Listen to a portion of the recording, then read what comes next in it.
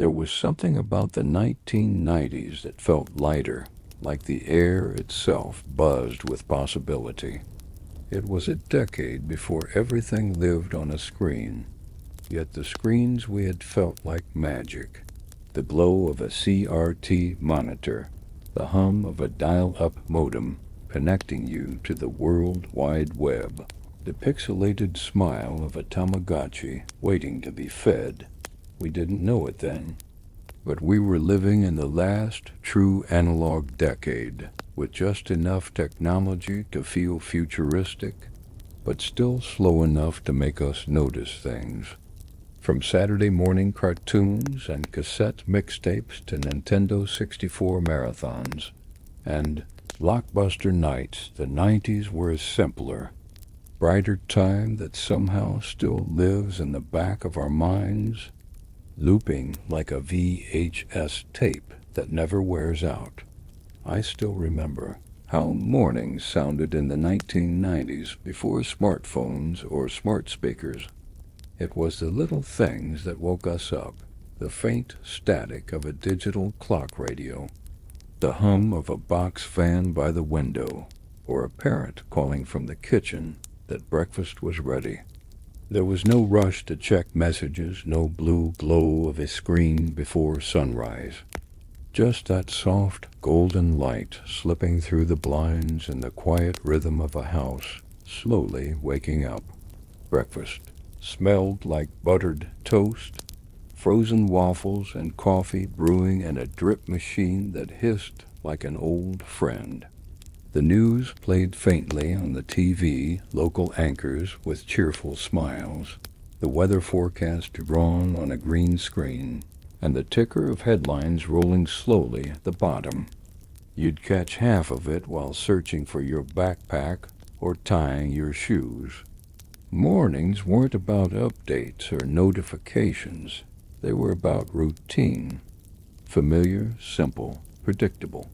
Most homes had one main hub, the living room, a place where everything happened. There was always a big, boxy television that seemed to weigh as much as a refrigerator, with a remote control that somehow always went missing between the couch cushions. Underneath the TV sat a collection of VHS tapes, each one labeled with handwriting, Christmas '96, Lion King, Mom's soap operas. The screen flickered with warmth, and when you turned it off, it left a faint, static glow that slowly faded into black. Afternoons meant reruns of Full House, The Fresh Prince of Bel-Air, and Home Improvement. The laugh tracks, the canned applause, the way every living room on TV looked more perfect than your own. Yet there was something comforting about it. Those shows became part of your own family rhythm. You didn't binge watch them. You waited for them. That's how time worked back then. It moved slower, and that slowness gave moments their weight. The phone in the hallway had a long spiral cord that stretched halfway across the house. If you were a teenager, privacy meant pulling that cord tight around the corner and whispering in hopes no one picked up the other line. You could hear the gentle click when someone lifted the receiver in another room, a reminder that nothing was ever truly private. Answering machines were tiny mysteries, red, blinking lights that meant someone called, someone left a message, someone thought of you. The mall was still the center of the social universe. After school or on weekends, that's where you went, not just to shop, but to be. The smell of pretzels from Auntie Anne's, the sound of roller sneakers squeaking against tile floors, the chatter of teenagers in baggy jeans and oversized hoodies.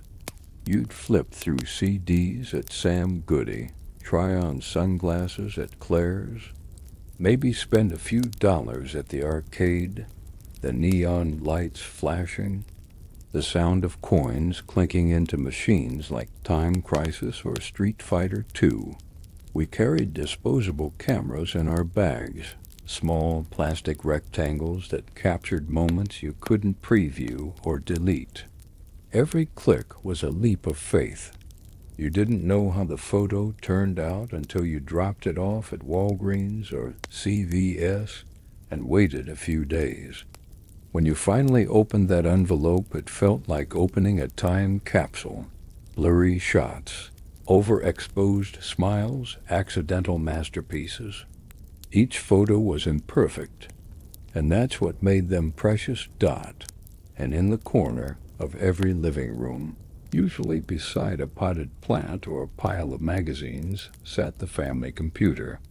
A beige tower humming quietly, a bulky CRT monitor glowing like a portal to the future. It ran on Windows 95, and when you turned it on, it played that soft, hopeful chime, the sound of a new world just starting to unfold. It wasn't just a machine. It was a shared adventure. Parents used it for bills, kids used it for school projects or games, and everyone waited their turn. The internet was slow, but somehow that made it more exciting. Life in the 90s wasn't about convenience. It was about discovery, tiny daily discoveries that felt enormous. The feel of rewinding a tape, the buzz of connecting to dial-up, the taste of microwave popcorn during Friday night movies. Everything took time, and that time made it real. The 1990s weren't perfect, but they were alive, full of sound, color, and texture. Every object, every noise, every ritual had its place in the quiet symphony of everyday life. Evenings in the 1990s had their own rhythm. The day would slow down, and every household seemed to move to the same quiet soundtrack, the clatter of dishes after dinner, the low hum of a TV left on in the background, the faint whistle of a kettle boiling water for tea or instant cocoa. The light outside turned soft and golden, and for a moment the whole world felt smaller, safer, and familiar. The phone would often ring right after dinner. You could hear it from every corner of the house, that shrill tone echoing through hallways. Someone would shout, "I've got it," and run to pick it up.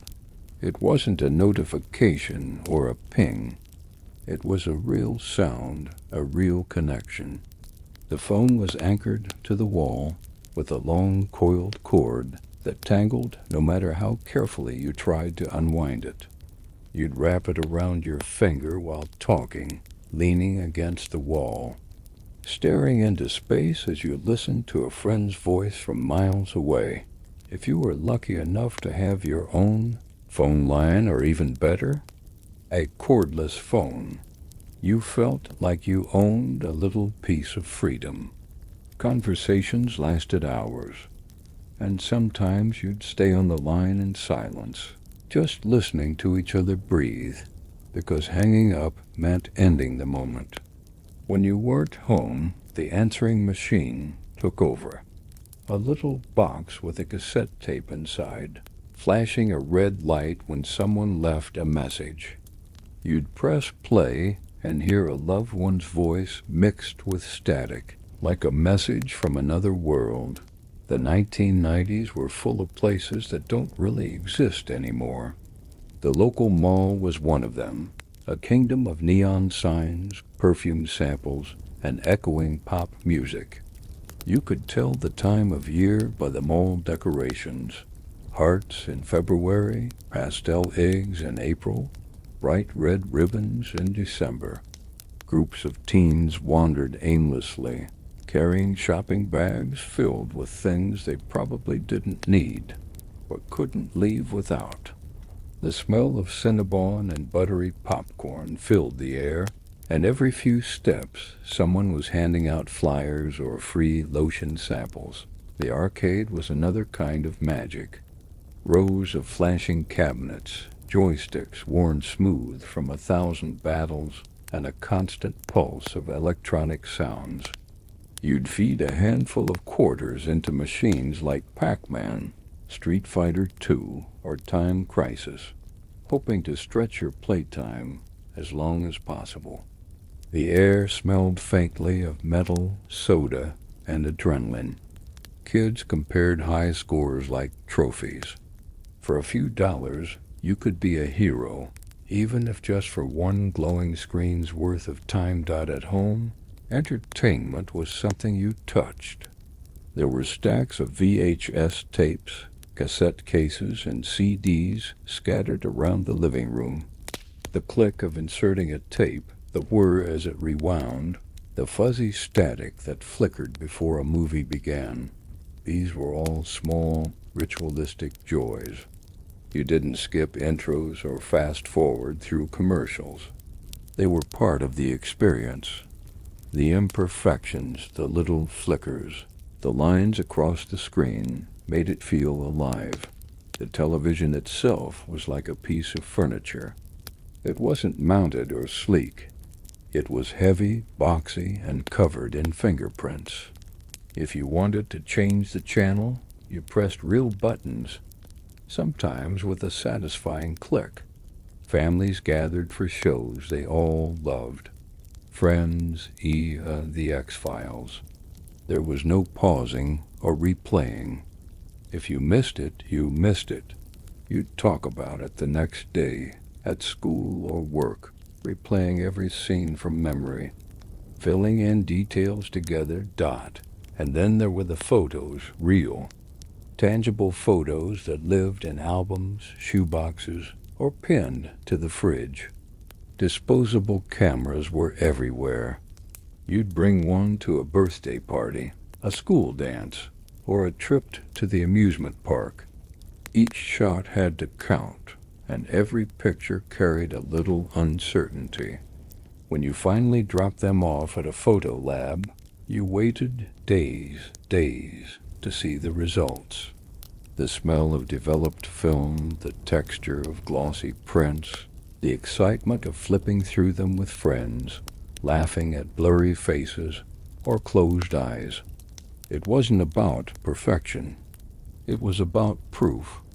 Proof that you were there, that something happened, that you shared it. By the end of the night, the lights dimmed, and the house grew quiet again. Maybe a soft glow came from the family computer in the corner, that beige tower humming under the desk. Someone might still be typing a school report on Word 97 or printing clip art from a CD-ROM encyclopedia. The air smelled faintly of printer ink and carpet dust, and outside you could hear the distant sound of crickets. It was the calm before everything became faster, smaller, and always online.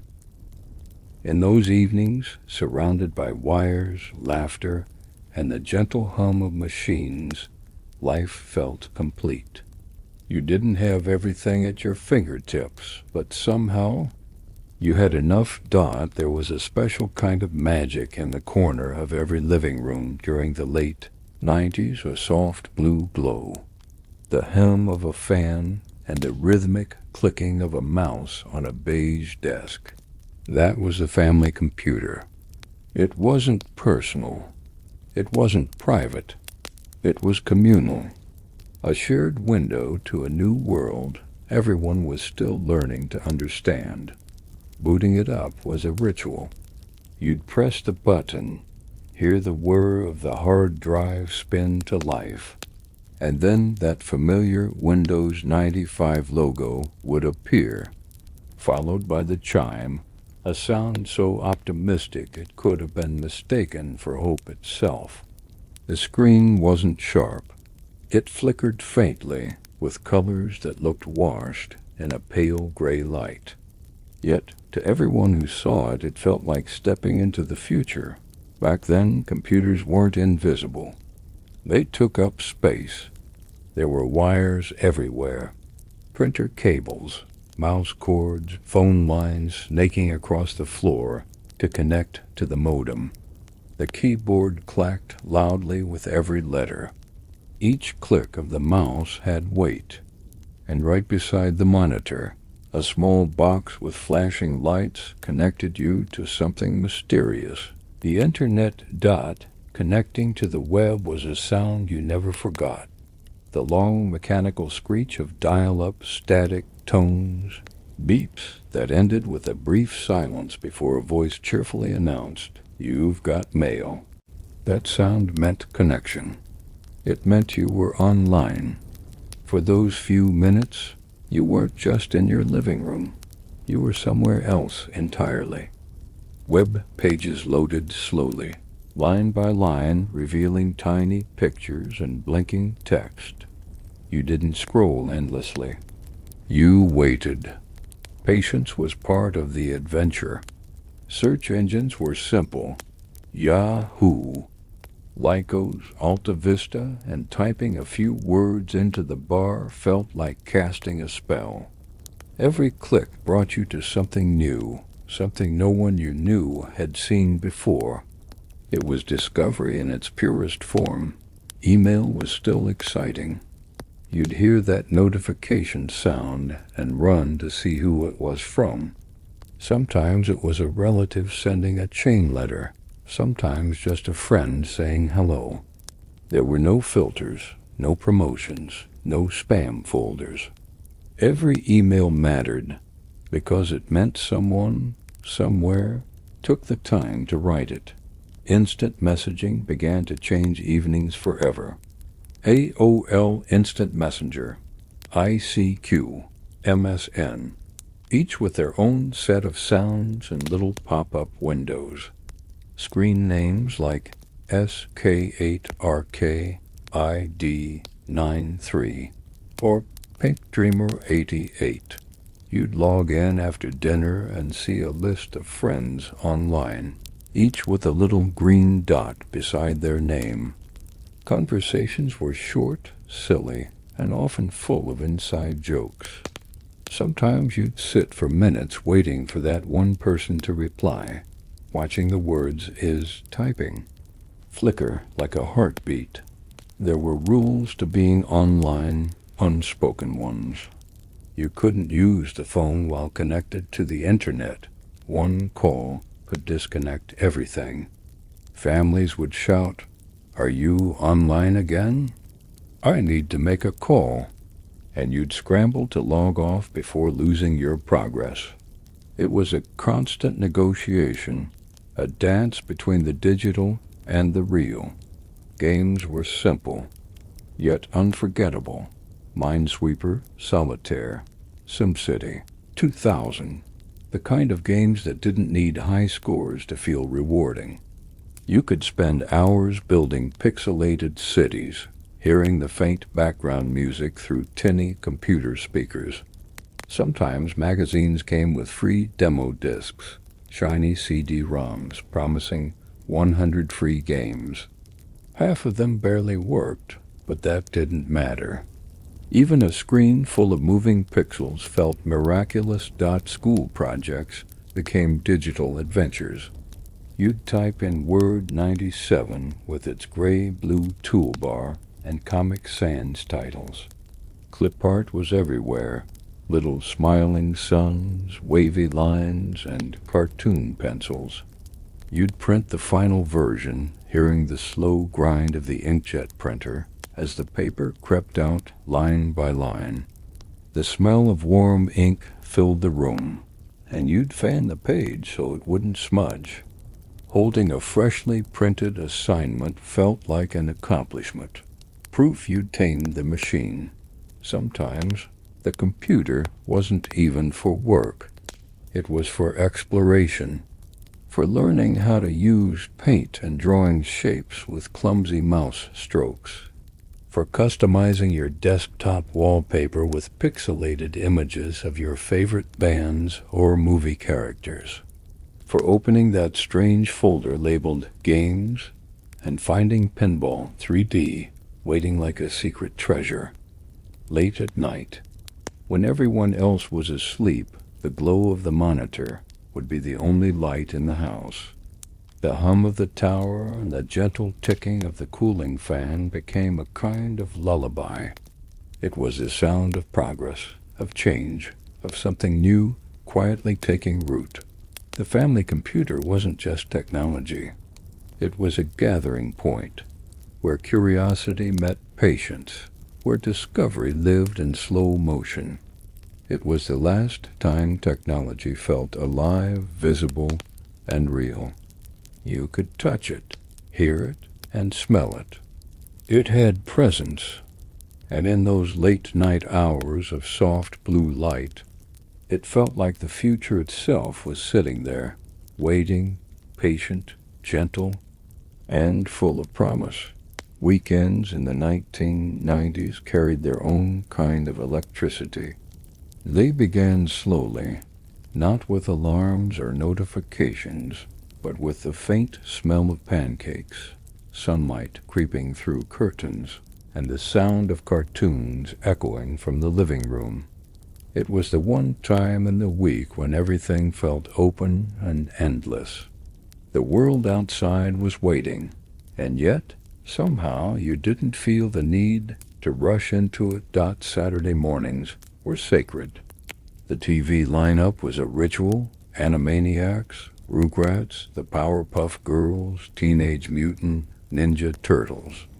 Every kid had their favorite spot on the couch. Every cereal box doubled as reading material, and the commercials in between were half the fun.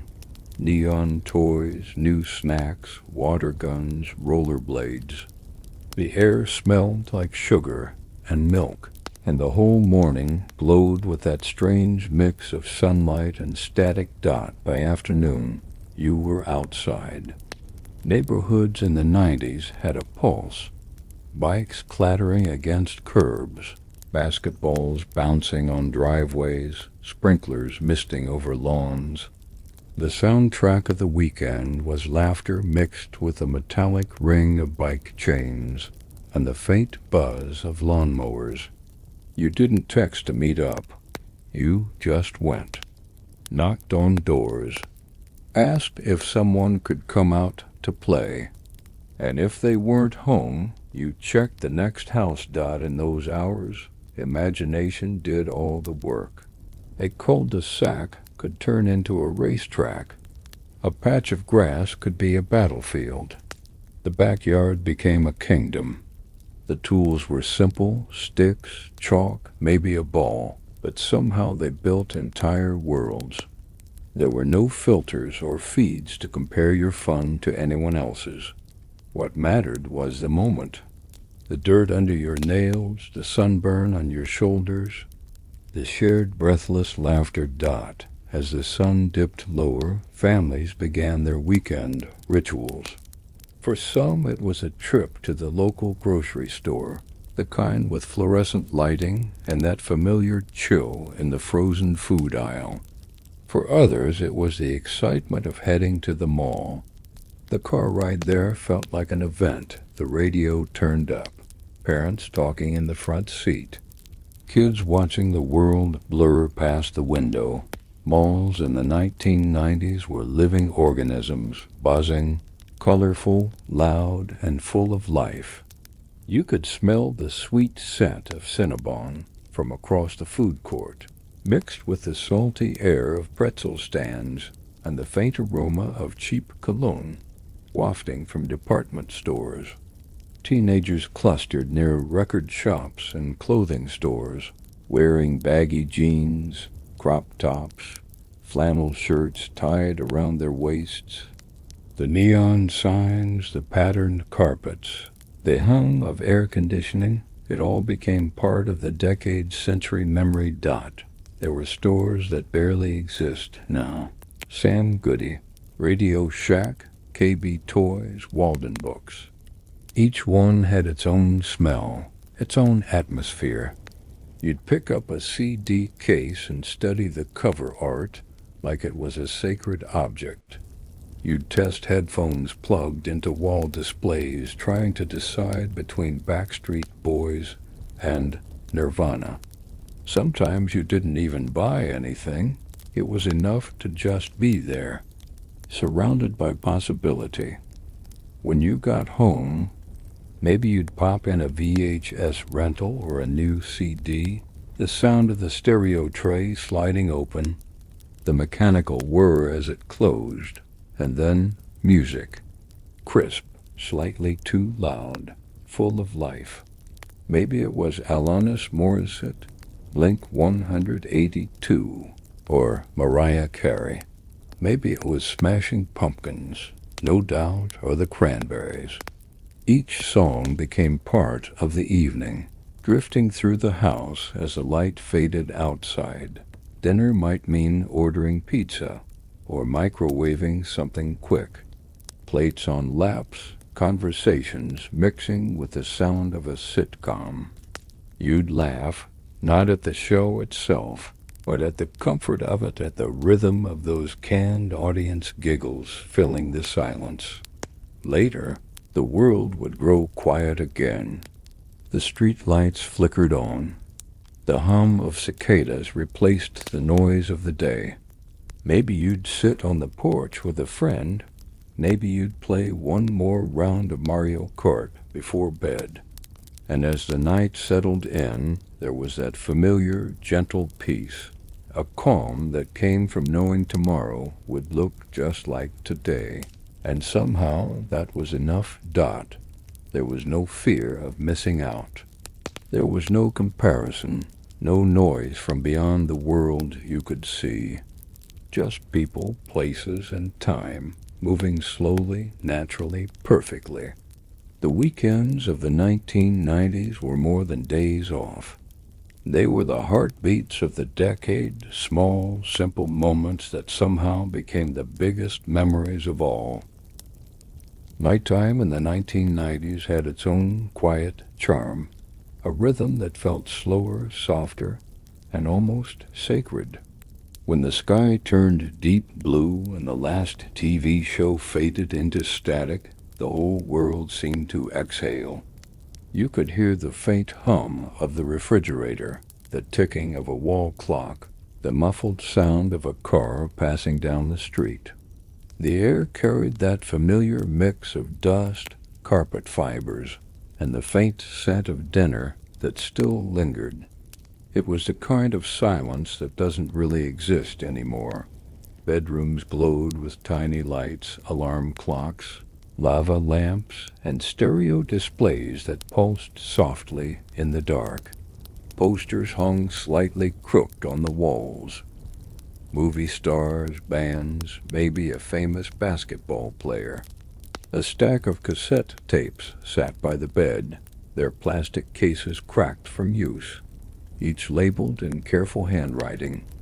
Some nights you'd fall asleep listening to music on a small stereo or a portable CD player, headphones pressed against your ears. The faint hiss of the tape or hum of the disc, spinning, lulling you into dreams. There was something deeply personal about music back then. You didn't have thousands of songs in your pocket. You had what you could afford, what you recorded, or what someone made for you. A mixtape wasn't just a playlist. It was a message, a confession, a way to say what you couldn't put into words. The songs weren't chosen by algorithm. They were chosen by heart. Every pause, every rewind, every accidental click of the record button added a little imperfection that made it real. In those quiet hours, the world outside seemed bigger and smaller at once.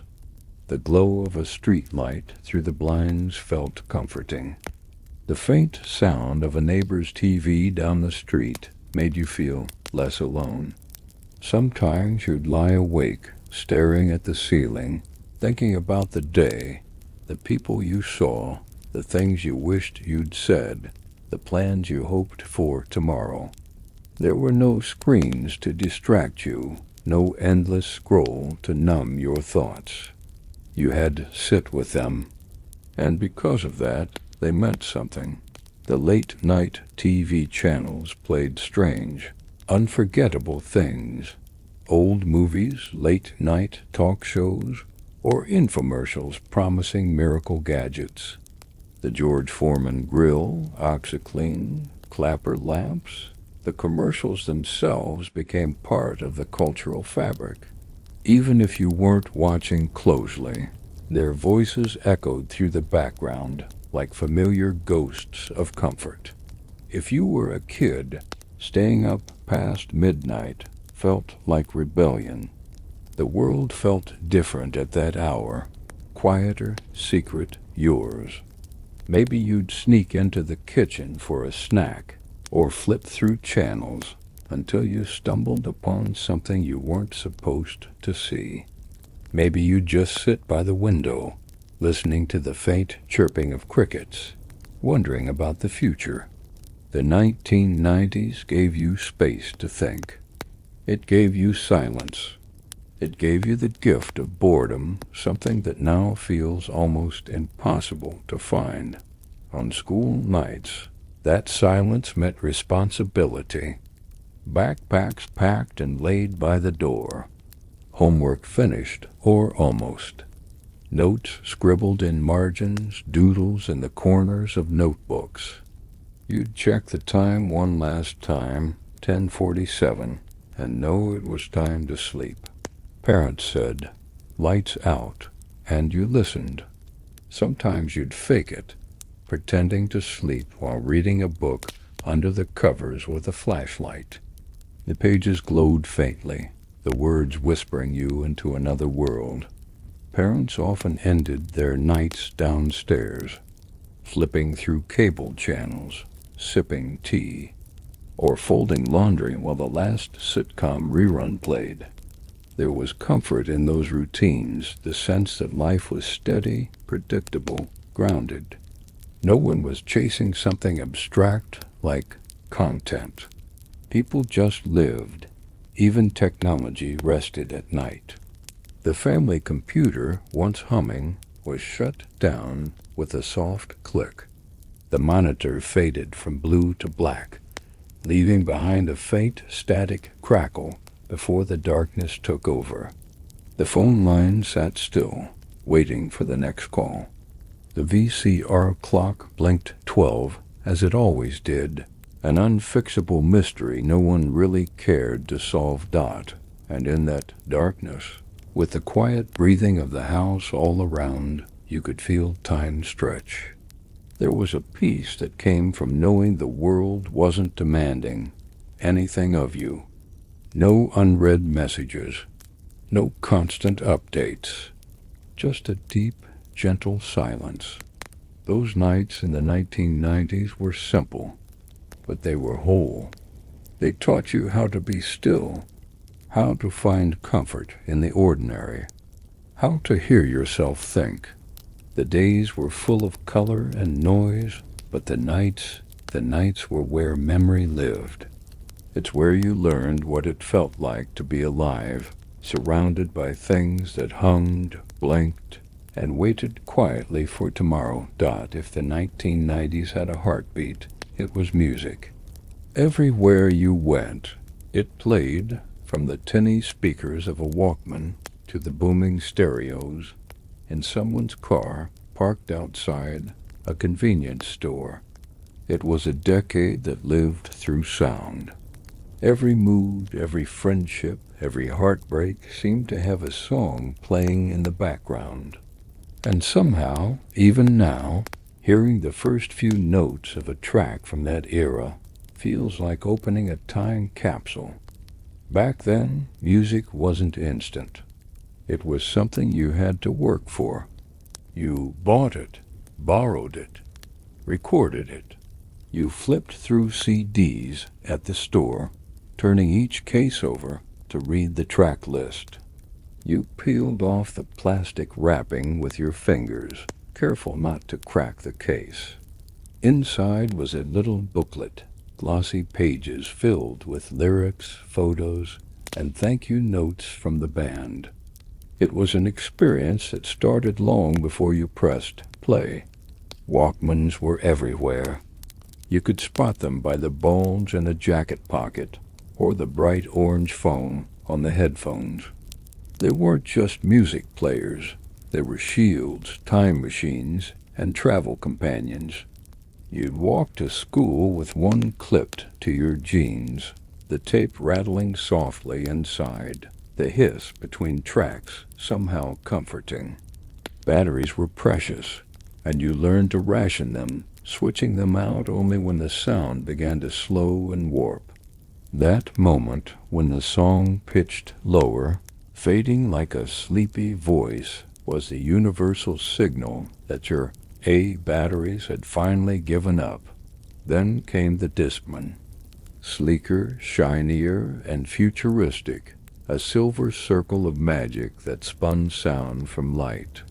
You had to hold it steady or the music would skip. People walked carefully, one hand steadying the player in their jacket pocket, moving like secret agents on a mission. CDs themselves felt like treasures, smooth, reflective, almost alive. You'd tilt them under the light just to see the rainbow shimmer. Scratches were tragedy. Fingerprints were panic. And yet, even with all that fragility, the CD changed everything. Every genre thrived in the 90s. Grunge exploded from garages in Seattle, Nirvana, Pearl Jam, Soundgarden, Alice in Chains. Those distorted guitars, the raw honesty in every lyric, it was rebellion wrapped in flannel. Then came pop, bright and unstoppable. Backstreet Boys, NSYNC, Britney Spears, Spice Girls. The world danced again, and MTV made sure everyone was watching. You couldn't escape it, not in malls, not on the radio, not at school dances. Pop culture became one giant chorus. MTV wasn't just television. It was a portal, a window into a world where music had faces, stories, and attitude. Total Request Live turned artists into icons. You'd rush home after school to catch the countdown. Who'd take the top spot that day? Britney or Blink 182? Eminem or Christina Aguilera? Carson Daly stood there in Times Square, surrounded by screaming fans, reading the results like a national event.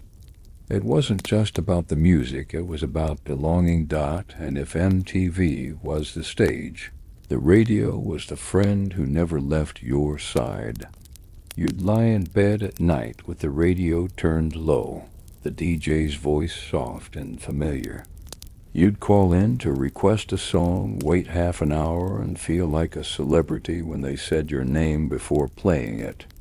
You'd tape songs straight off the radio, trying to hit record at just the right second, only to have the DJ's voice cut in over the intro. It didn't matter.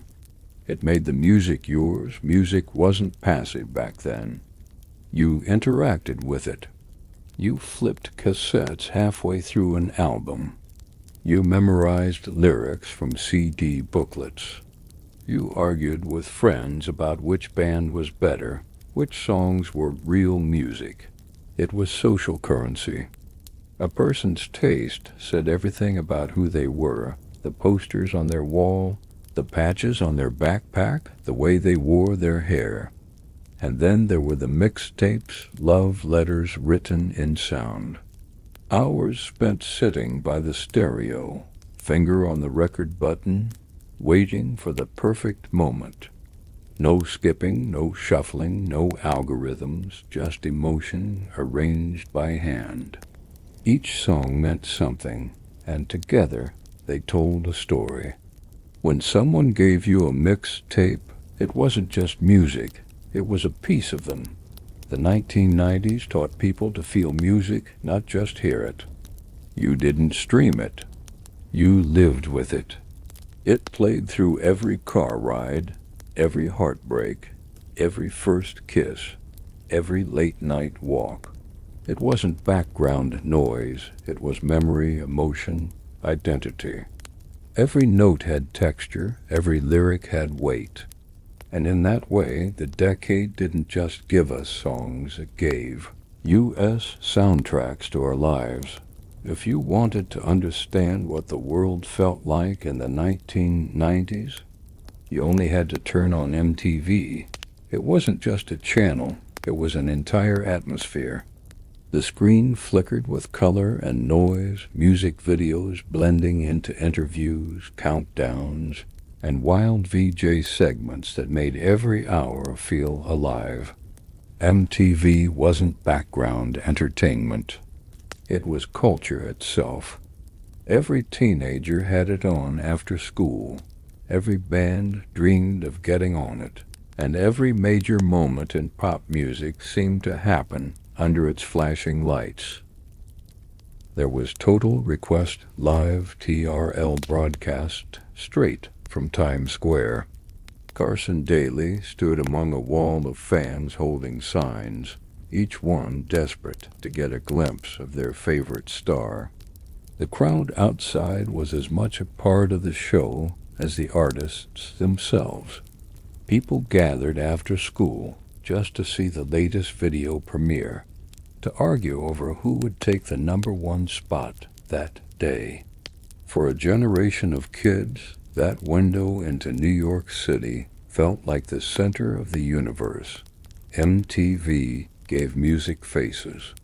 Before then, you heard songs, but now you saw people. You saw Kurt Cobain's messy blonde hair and raw stare as he screamed into the mic.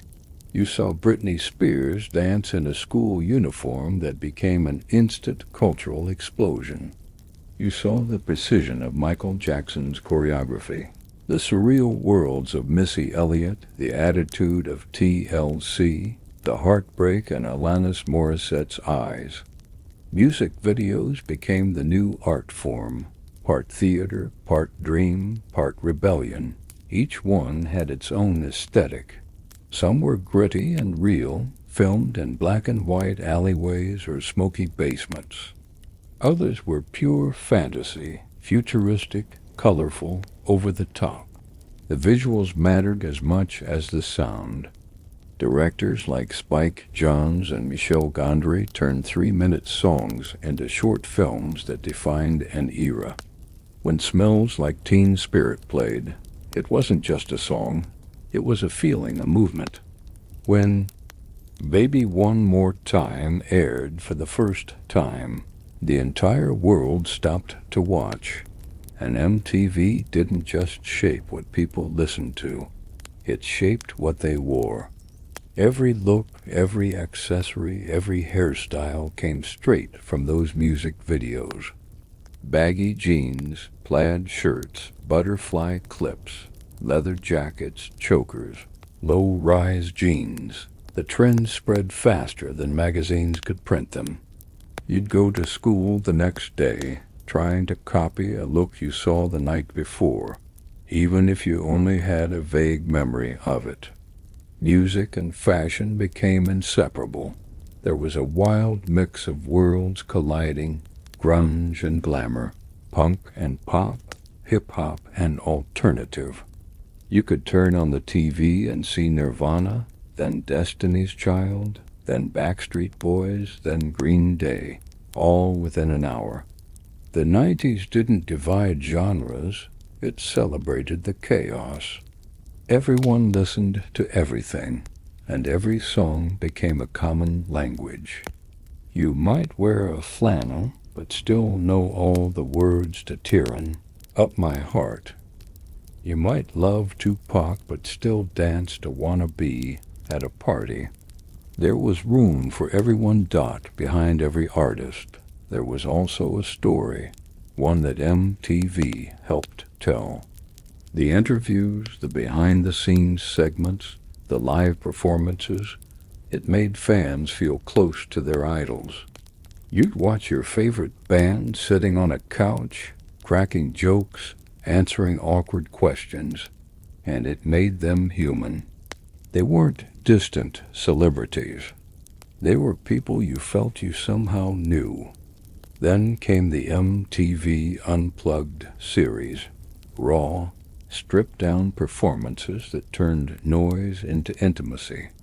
Artists like Nirvana, Eric Clapton, Lauryn Hill, and Alanis Morissette sat under soft lights with acoustic guitars baring their souls. You could hear every breath, every tremor in their voices. In a decade full of loudness, Unplugged was pure emotion. It reminded everyone that behind the spectacle there was real heart. The radio still held its place, too. Every region had its favorite station, the one that played your kind of music. DJs became local legends, their voices instantly recognizable. They'd talk between songs, tell stories, read shout-outs from listeners. You'd sit in your car or lie on your bed, waiting for your favorite track, finger hovering over the record button on your cassette deck. It took patience, but that patience made every song feel earned. When a hit single debuted, the world seemed to move together. You'd hear it blasting from car windows, playing in stores, echoing through malls. It became part of the air. Everyone knew the lyrics within a week, even if they pretended they didn't. The music didn't divide people. It connected them. By the late 90s, pop had taken over the charts completely. NSYNC, Backstreet Boys, Britney Spears, Christina Aguilera. Every music video looked like a cinematic event. The production, the choreography, the drama, it was pure spectacle. And yet, in between the polished hits, alternative and hip-hop kept the edge alive. Eminem shocked, Lauryn Hill inspired, Beastie Boys experimented. The diversity was staggering, and it made the decade's soundtrack feel infinite. Music in the 90s didn't just entertain. It shaped identity, set trends, started movements, and built entire subcultures. Whether you were a kid making mixtapes in your bedroom, a teenager screaming lyrics in a crowd, or a college student discovering Napster for the first time, music wasn't just something you consumed. It was something you lived. The way we listened to music changed forever in the late 1990s. It started quietly, almost innocently. A computer program here, a CD burner there. But before anyone realized it, the whole world of music ownership had shifted from something you could hold in your hands to something that existed as invisible data moving through wires. It was the end of the analog age and the beginning of an entirely new one. For most of the decade, the CD ruled the world. Compact discs felt futuristic. They were small, durable, and sounded impossibly clean compared to the hiss and crackle of cassettes.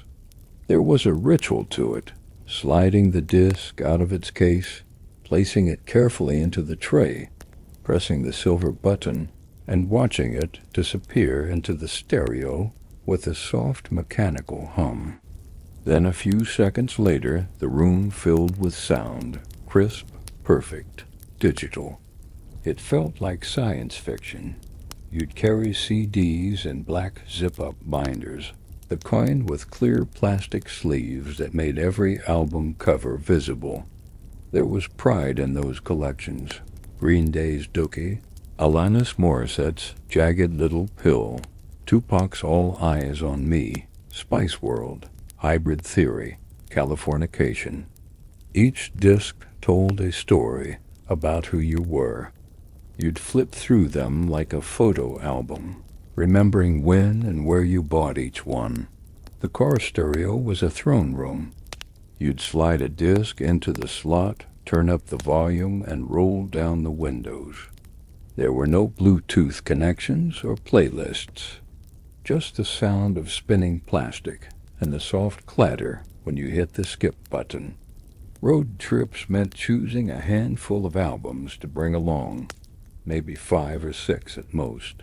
You'd argue about who got to pick the next CD pass the binder around, and sing along to every chorus. Then, quietly, the internet crept in, and with it came the idea that music could travel freely, copied, shared, traded. It started with programs like Napster, Kazaa, and LimeWire. Suddenly, you could type the name of a song and watch as the file appeared, ready to download. It didn't feel wrong. It felt magical. Music that once cost $15 at the store could now appear on your desktop for free in minutes. The waiting was part of the thrill. You'd click download and watch that slow progress bar crawl across the screen, hoping no one picked up the phone and disconnected the dial-up. Sometimes you'd wait half an hour for a single song. Sometimes it wasn't even the right song, mislabeled, corrupted, or just silence. But when it worked, it felt like a secret door had opened. Suddenly your world expanded. You could explore every genre, every artist, every decade. You weren't limited by what you could afford or what was on the radio. Of course, it wasn't just about downloading, it was about sharing. Friends would trade burned CDs the way earlier generations swapped mixtapes. There was an art to it. You'd spend hours picking the right order, the perfect opening track, the emotional closer. Then you'd scribble the title on the disc with a black marker, Summer Mix 99, for the drive, songs for her. Every one of them was personal, intimate, and meant to be listened to all the way through. Burned CDs smelled faintly of plastic and heat. You'd slip one into your Discman, the little orange burn label spinning inside, and feel like you'd created something of your own. There were no playlists, yet no shuffle buttons that made choices for you.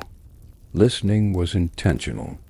You pressed play and committed to the journey. Around the same time, MP3 players began to appear, strange little devices that could store songs without discs or tapes. They didn't hold much, maybe a few dozen tracks, but it felt like science fiction. For the first time, you could carry entire albums in your pocket without any moving parts. The screens were small, pixelated, and barely visible in sunlight. But when you scrolled through your digital library, those tiny file names blinking back at you, it felt like holding the future. Still, there was something bittersweet about it. Record stores started to grow quieter. The smell of shrink-wrapped CDs, the sound of plastic cases clicking open, those sensations began to fade. The excitement of finding a new release at Tower Records or Sam Goody was slowly replaced by progress bars and file names. Convenience came at a cost. The touch, the texture, the waiting, all the small human parts of the experience began to disappear. But in the late 1990s, before everything went completely digital, the two worlds overlapped, analog and online, side by side. You might still buy CDs on the weekend, but on school nights, you'd secretly download songs until 2 a.m.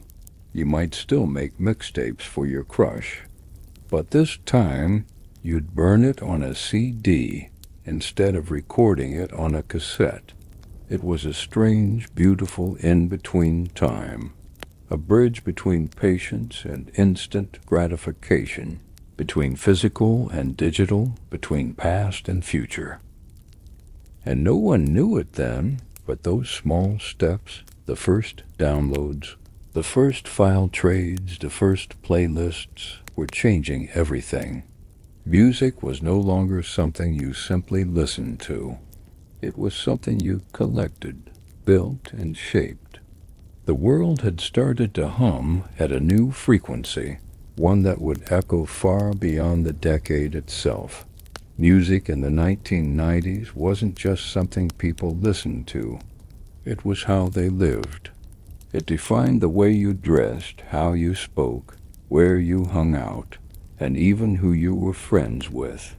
It wasn't a soundtrack in the background, it was the pulse of identity itself. Every beat, every lyric, every guitar riff carried meaning. Whether you were into grunge, hip-hop, punk, pop, or R&B, the music you loved said everything about the kind of person you wanted to be. At school, you could spot someone's taste in music before they even said a word.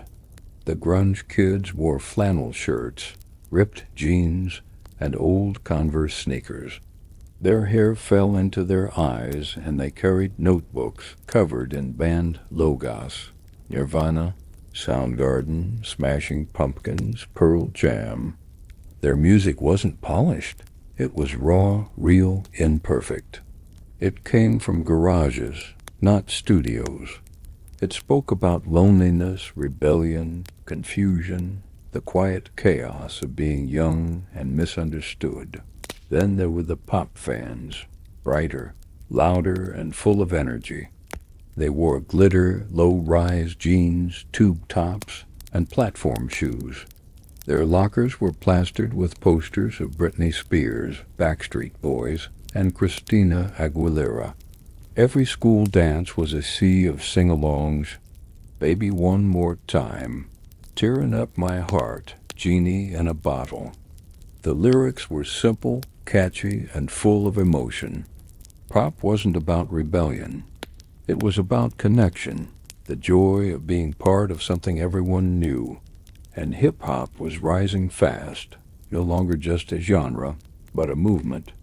Artists like Tupac Shakur, the Notorious B.I.G., Dr. Dre, and Snoop Dogg brought rhythm and poetry into the mainstream.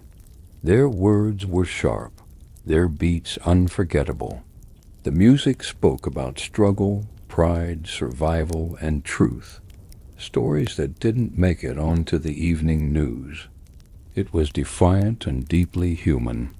You could feel it vibrating through car speakers, shaking the streets, commanding attention. It wasn't background noise. It was a statement dot.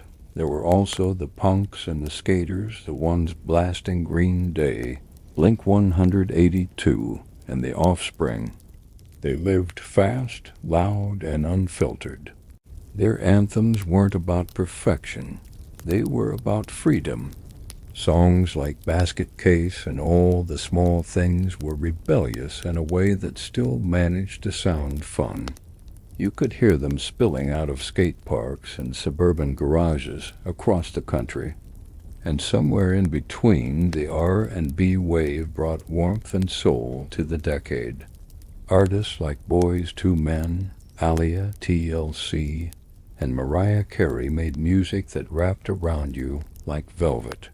Slow jams filled the air on Friday nights, and dance tracks like No Scrubs or Say My Name turned every car ride into a concert. Their music was emotional but confident, smooth, rhythmic, honest. Concerts in the 1990s felt electric because they were real. There were no phone screens in the air, no endless recording, just people, sound, and light. You could feel the bass in your chest, the sweat of the crowd, the heat of the moment. Lighters flickered during slow songs, and when the drums kicked in, the entire room moved as one. It didn't matter if you were in a small local club or a massive arena, it felt alive, immediate, unforgettable. Then there was MTV Unplugged, the quiet side of the decade. Artists who were usually surrounded by noise stripped everything away, sitting under soft lights with just a guitar and a microphone. Nirvana's Set became legend. Cobain's haunting voice cutting through the silence like confession. Eric Clapton turned Layla into something tender and timeless. Lauryn Hill performed with a depth that felt spiritual. Those moments proved that music didn't need volume to have power. Sometimes all it needed was truth. The 1990s also gave birth to the music festival revival. Places like Lollapalooza and Woodstock '99. Fields filled with tens of thousands of fans, all sweating under the sun, waving flags, screaming lyrics in unison. The air smelled of grass, beer, and rebellion. People camped out, got lost, made friends they'd never meet again. It was messy, chaotic, and beautiful, a physical expression of everything the decade stood for. Even beyond the concerts and festivals, music spilled into every corner of daily life. It was in commercials, sitcom intros, movie soundtracks. Songs like My Heart Will Go On, I Don't Want to Miss a Thing, and Kiss from a Rose became inseparable from the films they belonged to. You couldn't hear them without seeing the movie in your head. What made the 1990s special wasn't just the variety of sounds, it was the sincerity behind them. Every genre, no matter how different, shared one thing: honesty. People weren't trying to sound perfect. They were trying to sound real. Whether it came from a Seattle basement or a Hollywood studio, the music carried emotion, raw, unfiltered, human. When you think back on it now, you don't just remember the songs. You remember the smell of CDs, the crackle of old speakers, the way lyrics felt like they were written just for you. The 90s didn't just give us music, it gave us belonging. It gave us voices to grow up with, sounds that still echo long after the decade ended. By the end of the decade, music had stopped being just entertainment. It had become emotion in motion. It traveled with people everywhere, through headphones on long bus rides, through boom boxes at backyard parties, through radios in kitchens and cars. It was there during heartbreaks, graduations, and slow walks home after school. Every song became a time stop, a piece of memory you could replay whenever you needed to feel something again. Friendship in the 1990s was often built on shared sound. You didn't bond over a playlist algorithm, you bonded over the moment someone said, "You have to hear this." Someone would hand you a CD or a cassette and say, "This one's different." That gesture meant trust. It meant connection. Music was how you told someone what mattered to you, without ever saying it out loud. Passing mixtapes was almost ceremonial.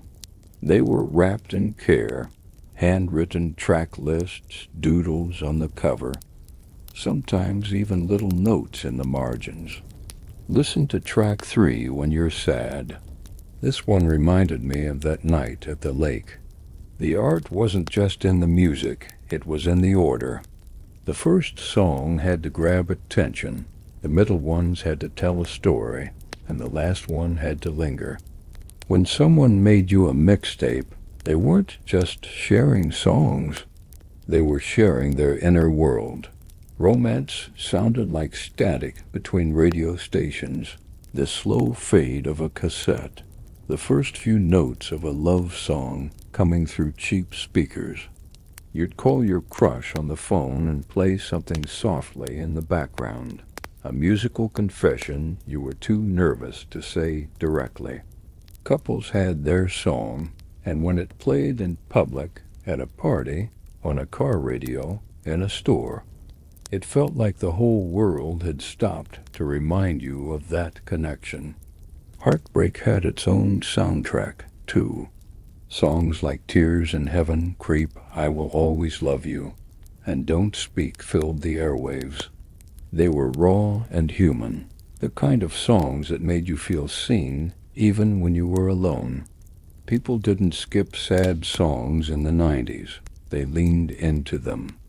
They let the music do what words couldn't. And then there was the social side, the way music shaped moments with friends. Sleepovers with CDs playing quietly in the background, or parties where someone always had to be the DJ, carefully switching discs and keeping the vibe alive. In those rooms filled with laughter, awkward dancing, and plastic cups on the floor, music became the glue that held everyone together. Even outside, in the slower parts of life, music followed.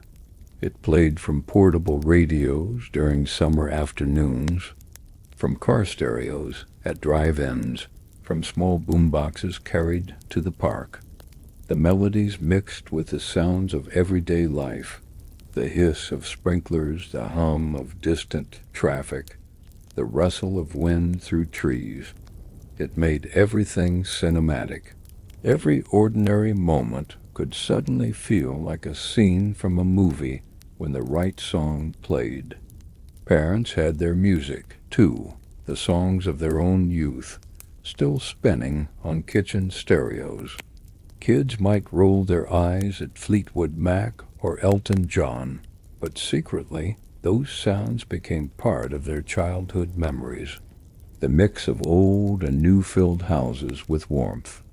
You might hear Pearl Jam in one room and Whitney Houston in another.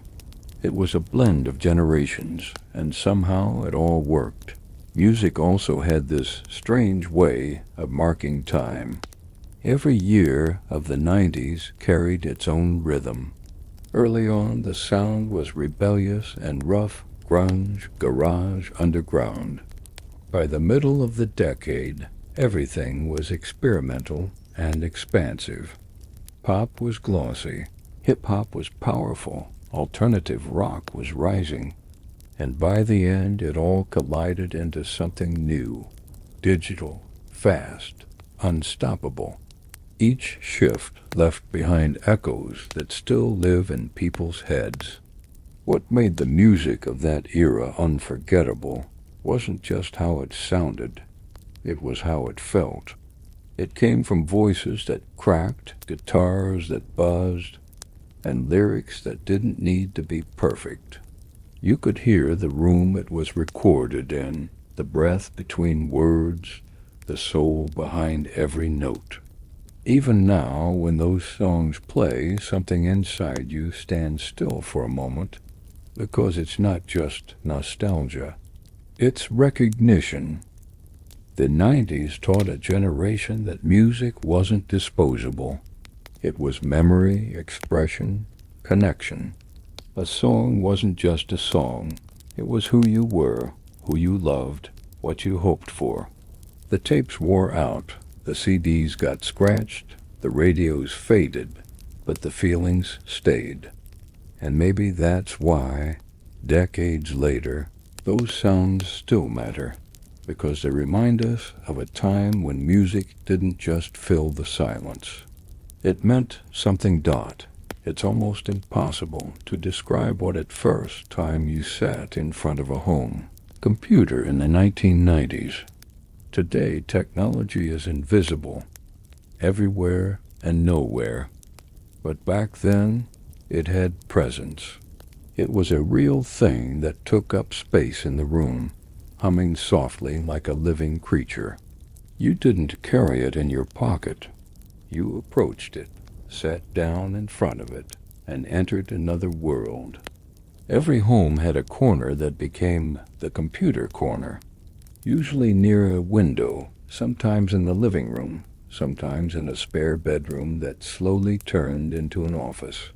There was always a tangle of cords, a stack of floppy disks, and a heavy beige monitor sitting on a desk that was never quite big enough. You could smell the faint scent of warm plastic and dust whenever the machine had been running for too long. It wasn't sleek or stylish, it was bulky, slow, and loud. But it was magic. Turning it on was an experience.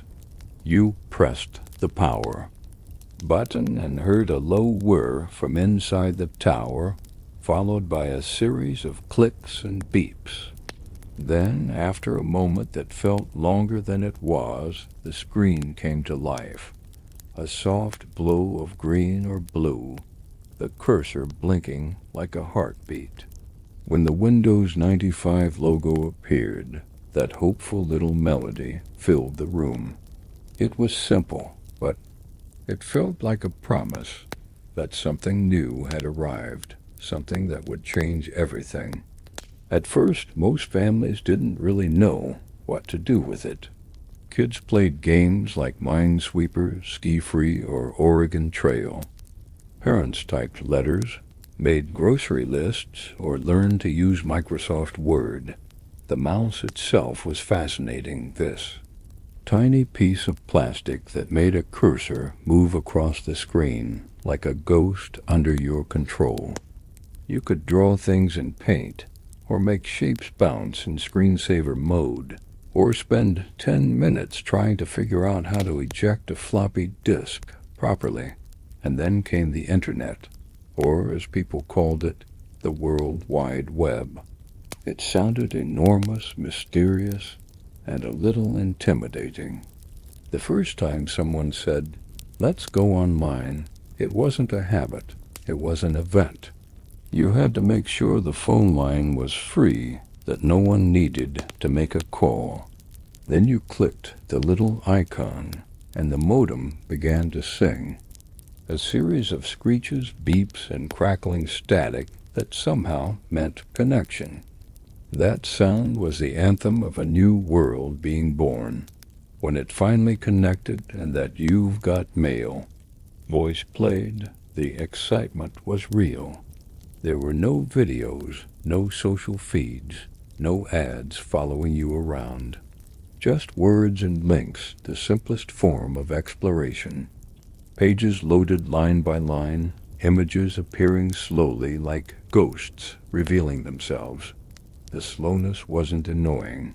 It was suspense. You watched as the world unfolded in front of you, one pixel at a time. Search engines like Yahoo or Alta Vista felt like treasure maps. You'd type a question and feel amazed that answers came back at all. Sometimes they made sense, sometimes they didn't. But it didn't matter. You were connected to something far bigger than your own town, school, or country. For the first time, the world didn't feel far away. Email was revolutionary. You could send a message without a stamp, without a phone call, without waiting. It felt instant, even though it wasn't. You'd check your inbox constantly, hoping for a new message, that friendly voice telling you, "You've got mail." People wrote long letters, full sentences, real thoughts, not abbreviations or emojis. It was still personal, still thoughtful. Even the design of those early websites was special. Bright colors, animated GIFs, strange fonts, and endless scrolling backgrounds that never quite matched the text. Some had music that played automatically. Others had visitor counters at the bottom to show how many people had been there. Every website felt homemade because it was. The Internet wasn't built by companies yet. It was built by people, messy, creative, curious people trying to figure out what this new world could be. Families would gather around the computer together, not apart. A child might show a parent a website about dinosaurs or a picture of outer space. Parents would look at it, amazed, as if the computer had just shown them magic. It wasn't about scrolling, it was about discovering. And that discovery had weight, because every click took effort, every page took time, and every connection had to be earned. No one knew it then, but those slow, clunky nights sitting in front of glowing monitors were the beginning of a digital age that would never slow down again. Back then, though it still felt human, the Internet wasn't just a tool. It was an adventure, and everyone was learning the map together. One sound, one search, one email at a time. The sound of dial-up internet is something you never forget. That strange symphony of beeps, buzzes, and static tones echoing through the house, like a robot trying to sing, meant you were about to leave the ordinary world behind. The noise filled the room for half a minute, and then suddenly silence. A soft click. Connection. You were online. For those who lived through it, that moment felt like stepping through a doorway into another dimension. In most homes, getting online wasn't a solo act. It was a family event. The computer sat in a shared space, often on a desk that shook whenever someone typed too hard.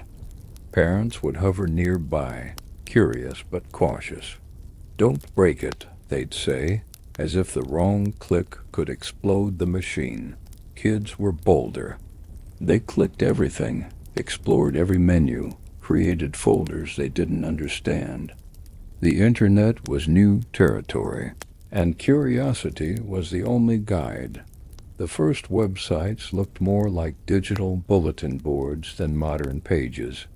Long blocks of text, tiny pixelated images, and flashing icons promising "click here."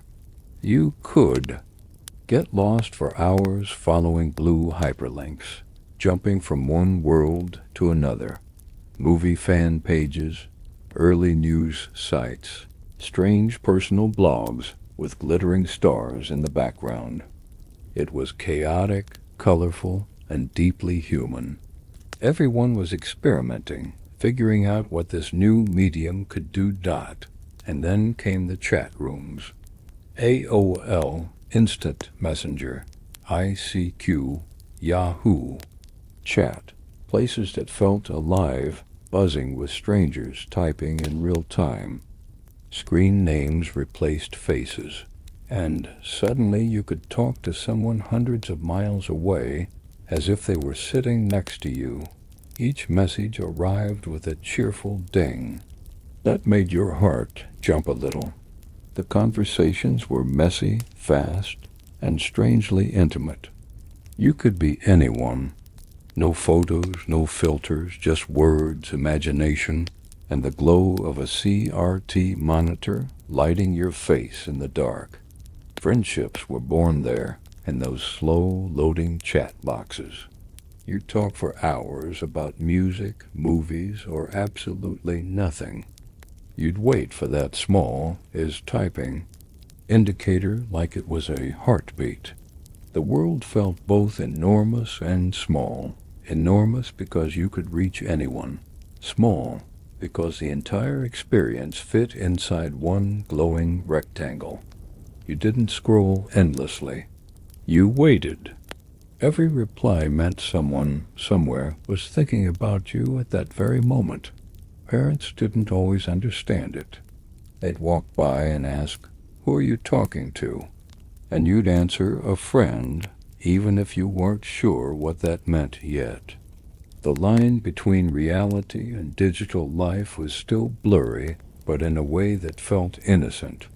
There were no social media profiles, no curated lives, no pressure to perform. The internet wasn't about showing off. It was about exploring, learning, and connecting. Every click came with a price, though, time and patience. A single page could take a full minute to load, and heaven forbid someone pick up the phone in the middle of it. The connection would drop instantly, cutting you off mid-sentence, the screen freezing as if time itself had stopped. You'd shout, "Mom, hang up the phone," and she'd shout back, "I just needed to call your aunt."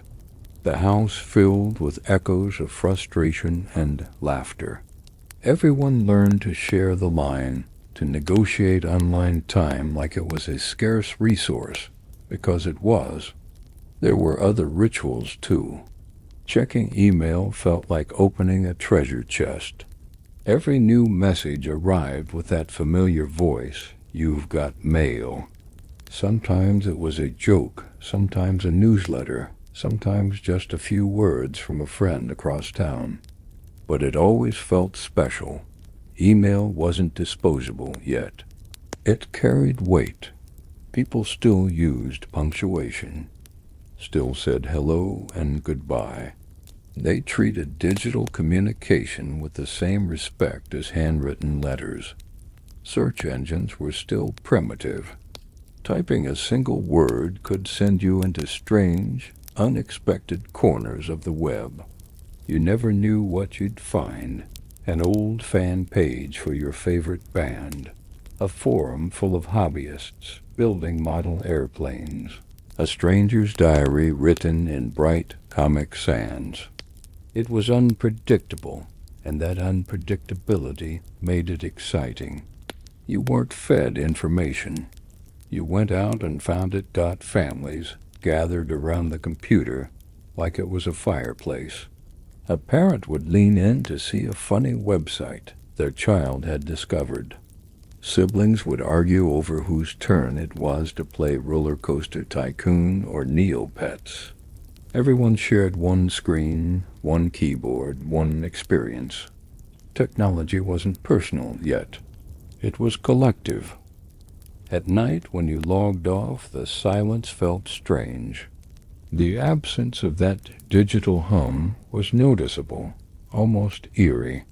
You'd stare at the goodbye message on the AOL window, hear the disconnect tone, and feel a tiny pang, as if you'd left something behind in that electric space. The internet wasn't constant. It was a place you visited. And when you returned to the real world, everything seemed a little quieter, a little slower, but somehow still connected to that invisible network you'd just left. Those early days of dial-up weren't just about technology. They were about wonder, a childlike amazement at the idea that words could travel through wires, that strangers could become friends through screens, that information could exist somewhere and everywhere at once. It was clumsy, slow, imperfect, and absolutely magical. Once the novelty of simply being online wore off, the internet began to grow its own culture, strange, funny, unpredictable, and endlessly creative. It was the Wild West of information, where people built entire worlds out of plain text and imagination.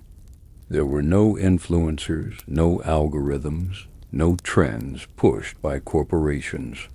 Every web page, every post, every forum felt like something handcrafted, a little messy, a little clunky, but alive in a way the modern internet rarely feels now.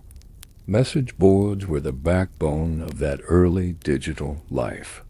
They were slow, organized chaos, threads of conversations stretching across days, sometimes weeks.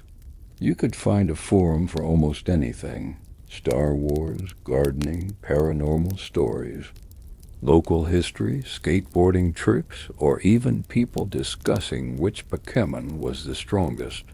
Each community had its own rules, inside jokes, and rhythms. The usernames felt like badges of identity, small, chosen aliases that carried personality. You weren't your real self online. You were whoever you wanted to be. The pace of it all was different. You'd write a long post, hit submit, and then wait. Hours, sometimes days, before someone replied. There was no instant feedback, no dopamine rush of likes or shares. Conversations grew slowly, thoughtfully, like letters exchanged over time. You read people's words, not their faces, and you built entire friendships on that alone. And while forums were the heart, personal websites were the soul. Tools like GeoCities and AngelFire let anyone become a web designer. Kids and adults alike filled their pages with glittering text, animated GIFs, and guest books where visitors could sign their name. Some pages were shrines to favorite bands or TV shows. Others were online diaries, written in bright pink fonts on starry backgrounds. It all looked amateur by today's standards, but that was the charm. It was honest, human, creative chaos. Then came the rise of early online games, and suddenly the computer wasn't just for typing or browsing. It was a portal into shared adventure. RuneScape, Neopets, Ultima Online, and countless flash games filled the evenings of a generation.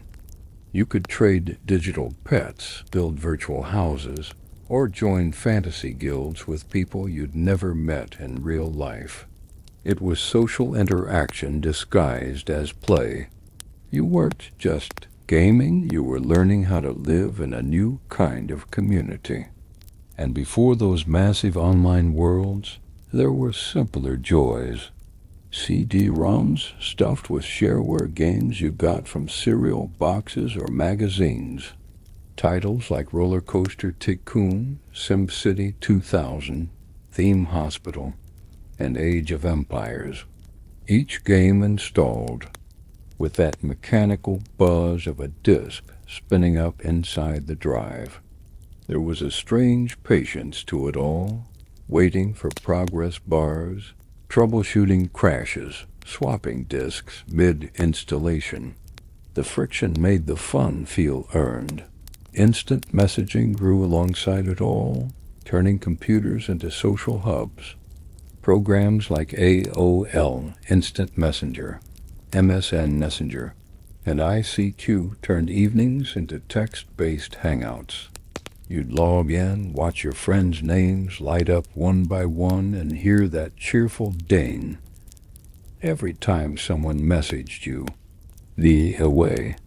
Messages were poetic status updates before status updates existed. Quotes from songs, inside jokes, cryptic messages meant for one person but visible to everyone. And then there were the chat rooms. Endless lists of them. Movies, sports, teens, music fans, just chat. You'd join one and see a cascade of names, messages flying faster than you could read. Sometimes it was nonsense, sometimes it was deep conversation, sometimes it was just laughter. People from every corner of the world met in those spaces, sharing jokes, confessions, dreams, all hidden behind their chosen username's dot at the same time. Families were adjusting to how the internet reshaped home life. Dinner conversations now included phrases like, "Who's using the computer tonight?" or "Are you online again?"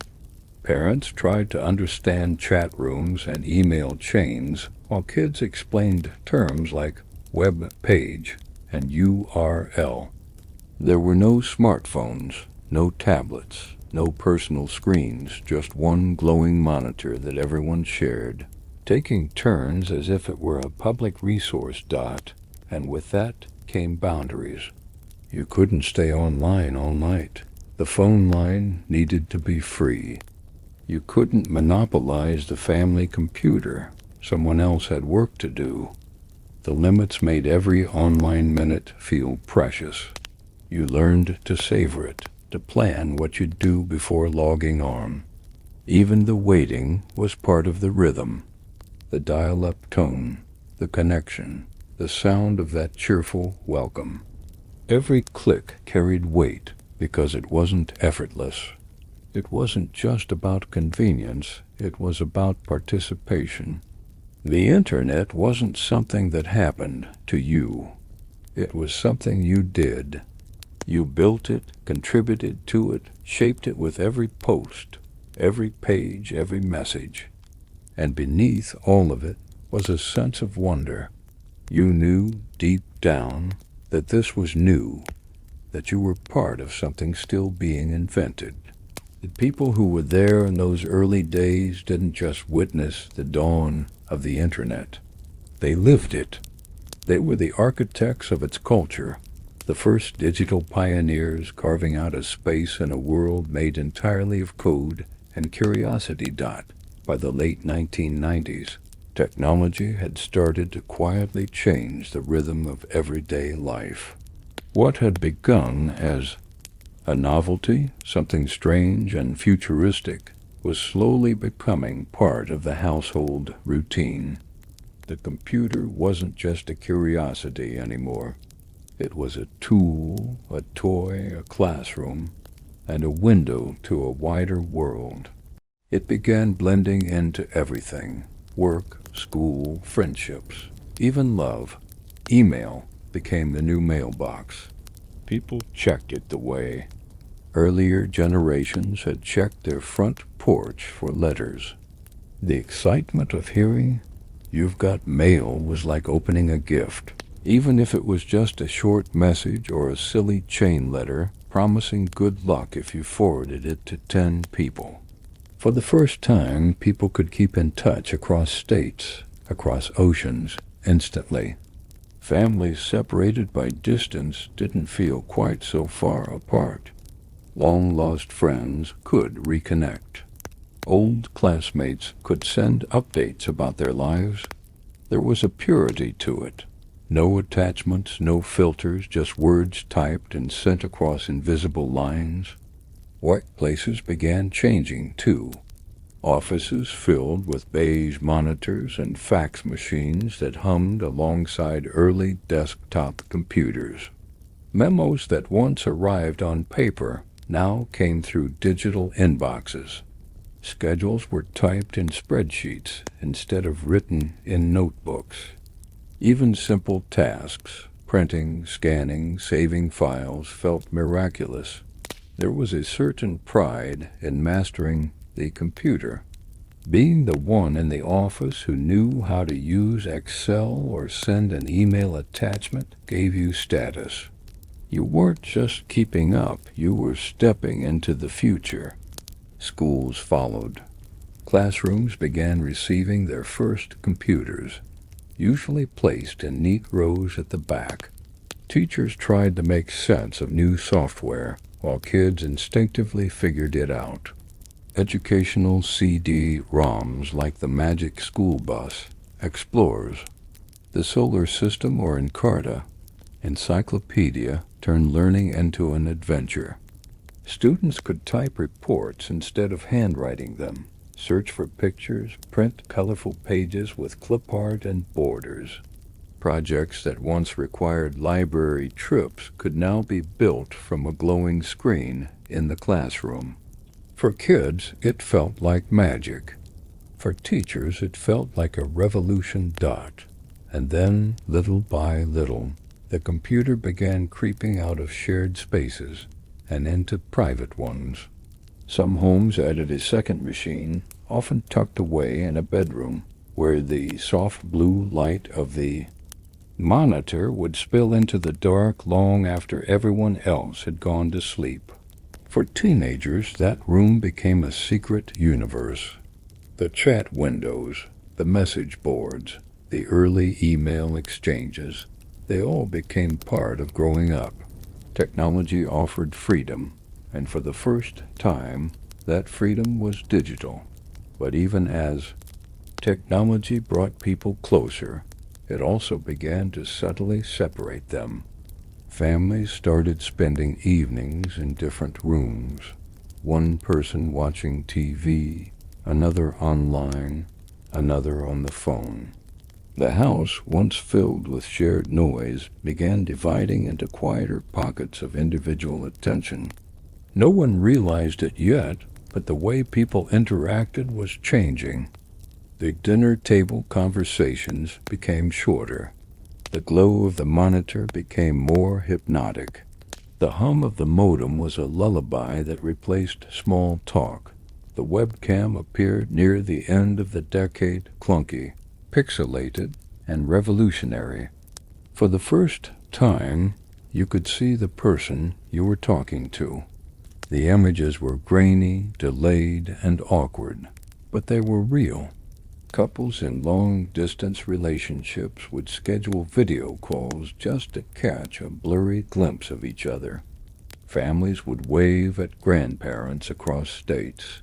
amazed that they could smile into a tiny lens and be seen on the other side.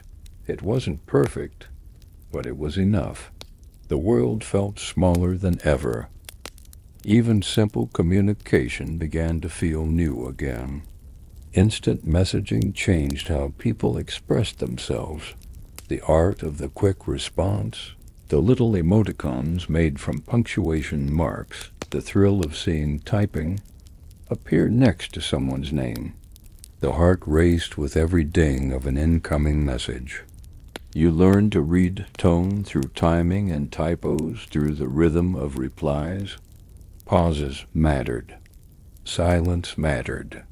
Technology had given emotion a new language, one made of text, sound, and timing. At home, printers whirred late into the night.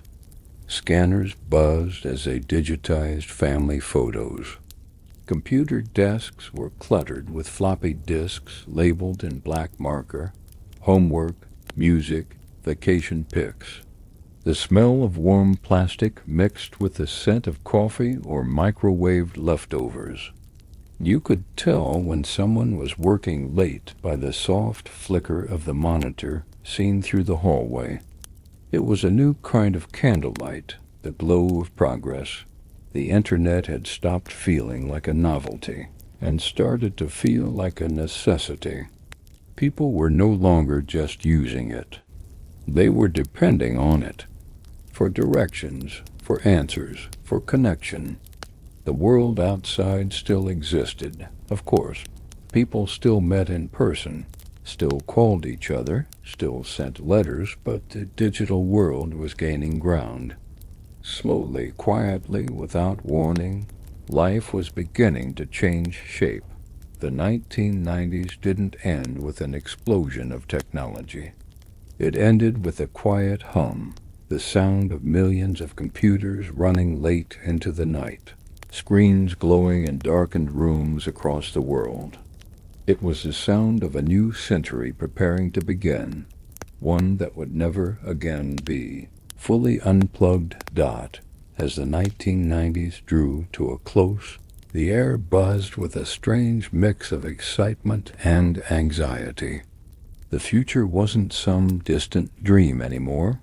It was sitting on the desk, glowing quietly beside a cup of coffee. Technology had slipped into everyday life so completely that most people couldn't remember what it felt like without it. Every home hummed with the same faint chorus, the clicking of keyboards, the whine of modems, the soft glow of screens after dark. And then came the feeling that everything was about to change. The talk of the time was something called Y2K. 3 letters, one number, and a wave of collective nervousness that spread around the world. The fear was simple but powerful. What would happen when the year rolled from 1999 to 2000? Would computers crash? Would planes fall from the sky? Would the world's digital systems simply forget what year it was and shut down? News anchors spoke about it with furrowed brows, and late-night talk shows made jokes. But underneath the humor, there was real tension. People stocked up on water, withdrew cash, and waited. And then, when midnight struck, nothing happened. The lights stayed on. The computers blinked, hesitated, and kept going. The clocks rolled over, and the world breathed again. That night marked something more than the end of a decade. It was the moment people realized that technology wasn't just a tool anymore. It was infrastructure. It was the backbone of modern life. By the end of the decade, the internet had already outgrown dial-up's slow rhythm. Broadband was beginning to appear, faster, steadier, quieter. The familiar screech of the modem started to fade, replaced by the soft, constant hum of connection that never turned off. For the first time, people could stay online all day. The phrase "going online" was becoming obsolete. You didn't go online anymore. You simply were dot at the same time cell phones were starting to shrink. What had once been a luxury for businessmen, those bulky gray phones with antennas, was turning into something ordinary, something anyone could own. Flip phones appeared, smooth and pocket-sized. Their buttons clicked with satisfying precision. Their screens glowed a soft green. Texting was clumsy, requiring 3 taps for every letter, but it felt like magic, a message sent instantly through the air. Phones weren't smart yet, but they were personal. For the first time, you could carry a piece of connection in your pocket. That constant connection began to reshape daily life. Work didn't end when you left the office. Students could research from home. Families could keep in touch across continents without waiting for letters. The barriers that had defined distance for centuries were slowly dissolving. It wasn't dramatic, it was quiet, gradual, and visible.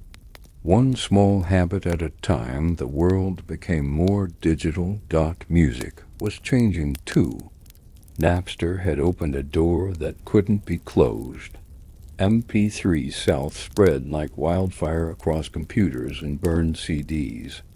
Suddenly, entire libraries of music existed without physical form. No cases, no discs, no stores. People argued about whether it was wrong or revolutionary, but there was no denying it. The world was learning to live in data. Songs became files. Photos became folders. Memories became megabytes. Even entertainment began to shift. DVDs replaced VHS tapes, offering pristine images and menus that felt futuristic. Game consoles connected to the internet, allowing players to compete with strangers around the world. The idea that a device could connect you to someone you'd never meet in person was no longer strange. It was normal. Homes were filled with small signs of transformation. A router blinking in the corner. A phone charging on the kitchen counter. A drawer full of old floppy disks no one wanted to throw away. The new millennium hadn't even begun, and yet life already looked unrecognizable from a decade earlier. Still, despite all the change, there was something almost innocent about it all. Technology was exciting, not exhausting. The internet felt endless, not overwhelming. Every discovery felt personal. A new website, a song, a picture that took minutes to load but made you smile when it finally appeared. People didn't scroll. They searched. They didn't consume. They explored. The digital world was still small enough to feel like a neighborhood, and everyone living in it was still figuring out how to be neighbors. The turn of the millennium didn't bring the end of the world. It brought the beginning of a new one, a world that lived both inside and outside the screen. The slow pulse of dial-up had given way to a constant hum. The heavy desktop computers would soon evolve into laptops, then smaller still, until they fit in the palm of a hand. But for that brief window, the final years of the 1990s, technology still felt human. You could touch it, hear it, and feel it working. It wasn't seamless yet, and that imperfection made it real.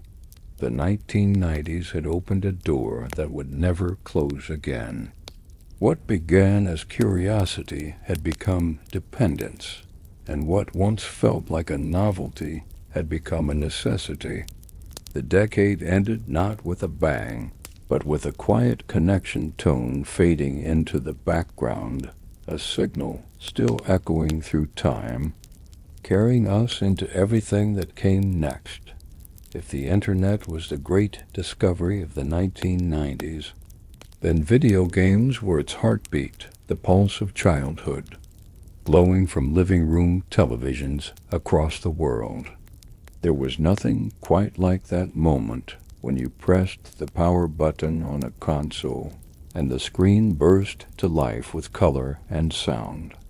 It didn't matter how old you were, that instant transformation of silence into music, of stillness into movement, was pure magic. The Nintendo 64 arrived like a spaceship in 1996, the first time you held its strange, three-pronged controller. It felt futuristic, confusing at first, then perfect. The joystick, the trigger button underneath, the colorful layout. It was like holding the future in your hands.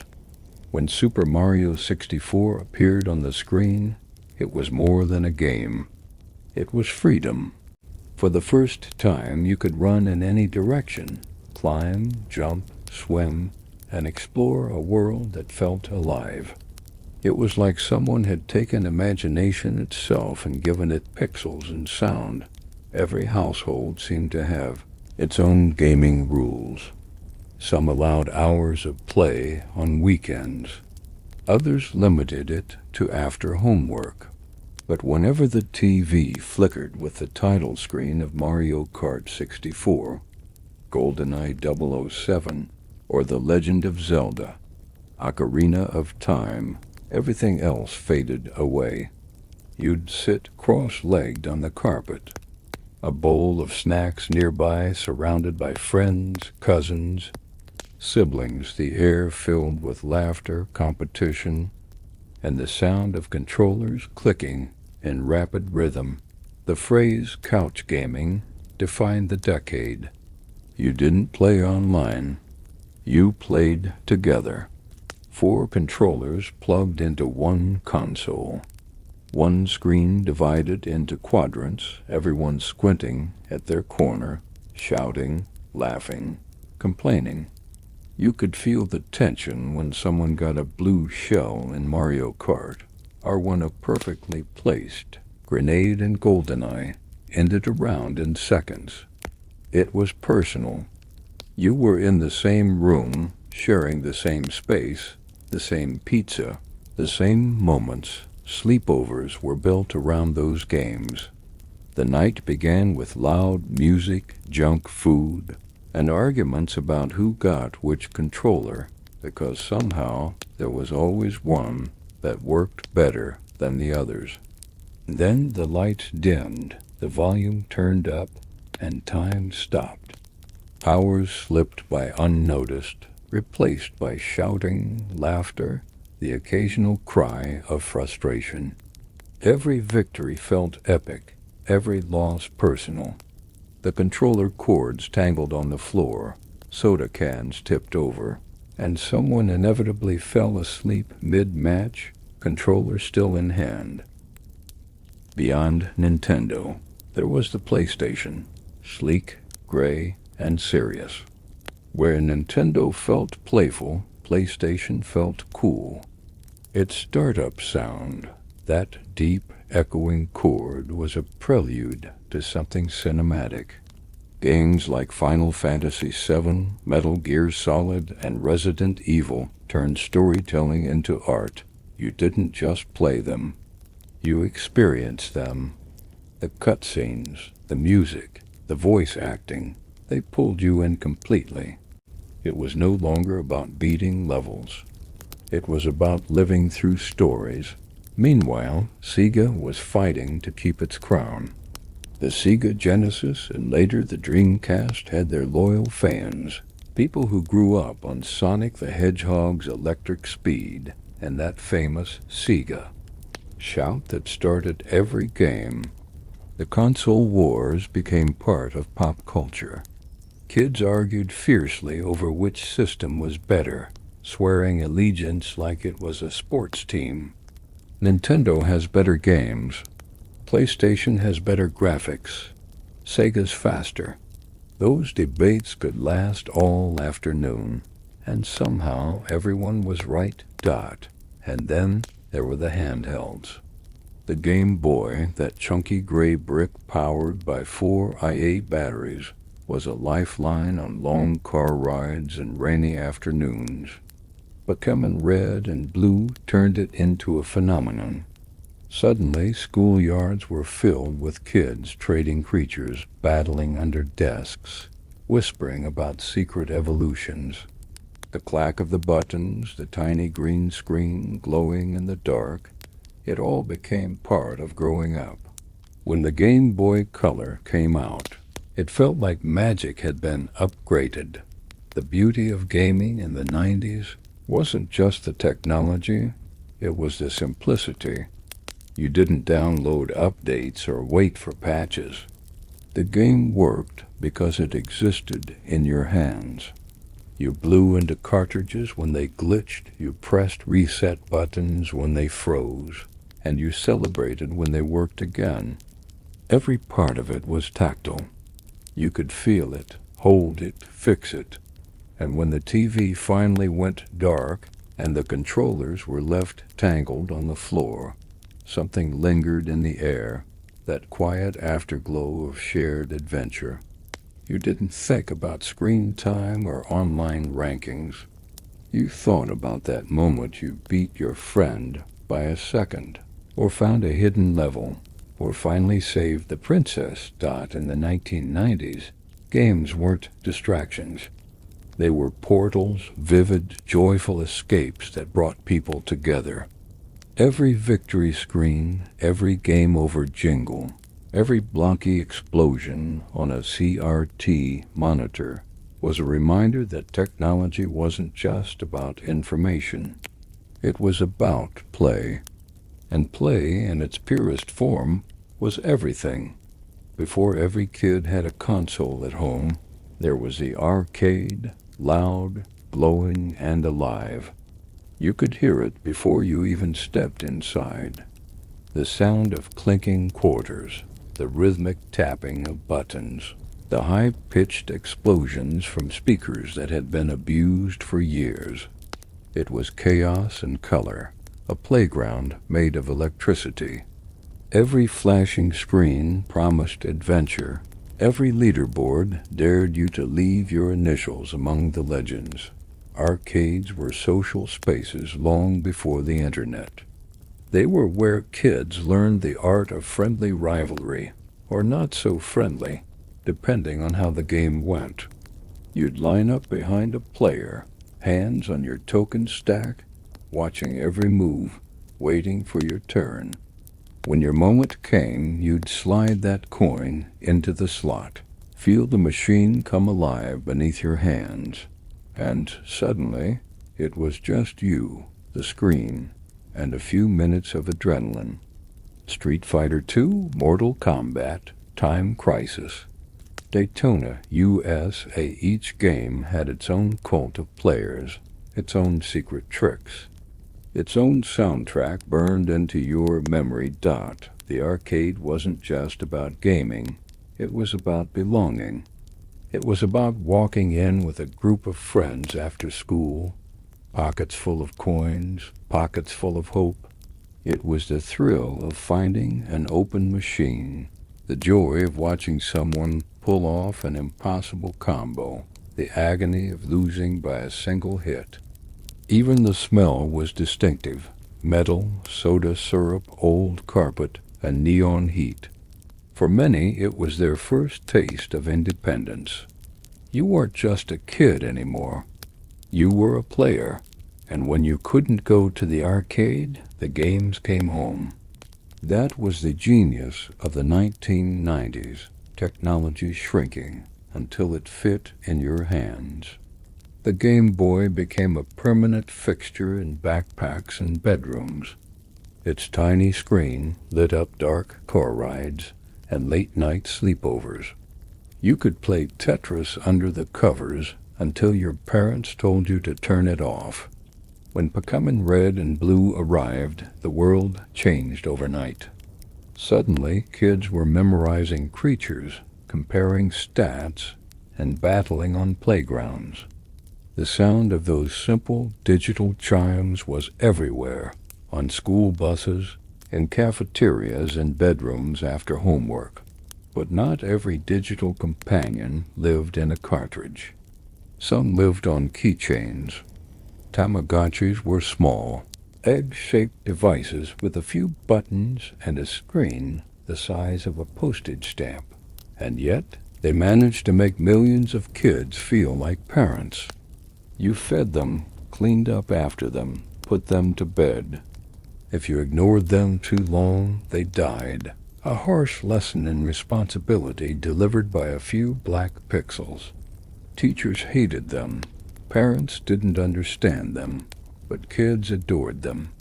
Everyone carried their little digital pet like it was a live dot. Then came Furbies.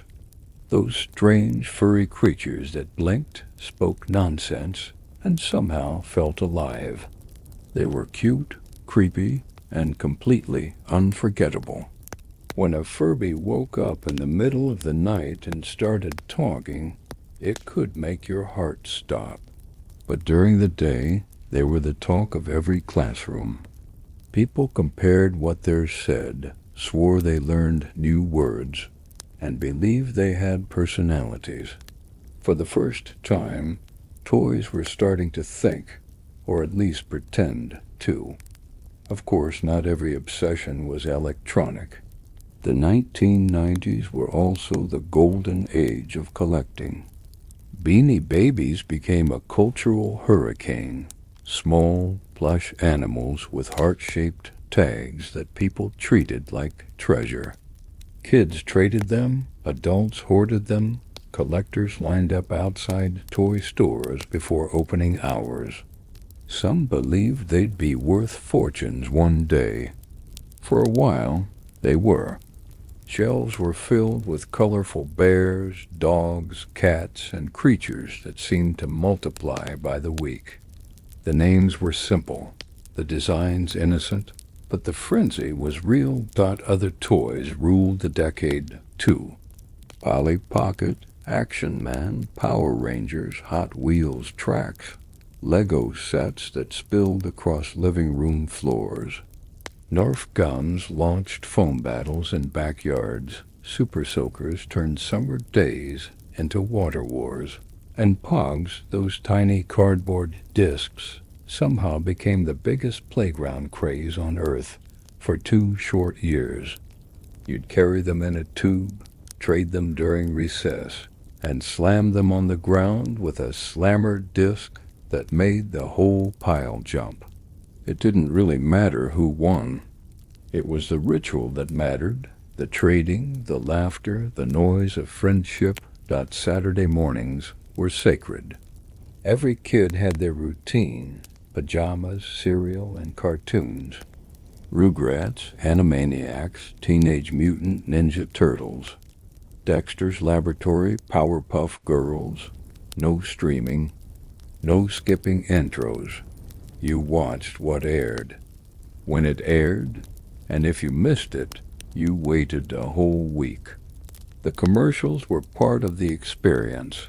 Jingles for toys, snacks, and fast food meals that shaped the decade's imagination.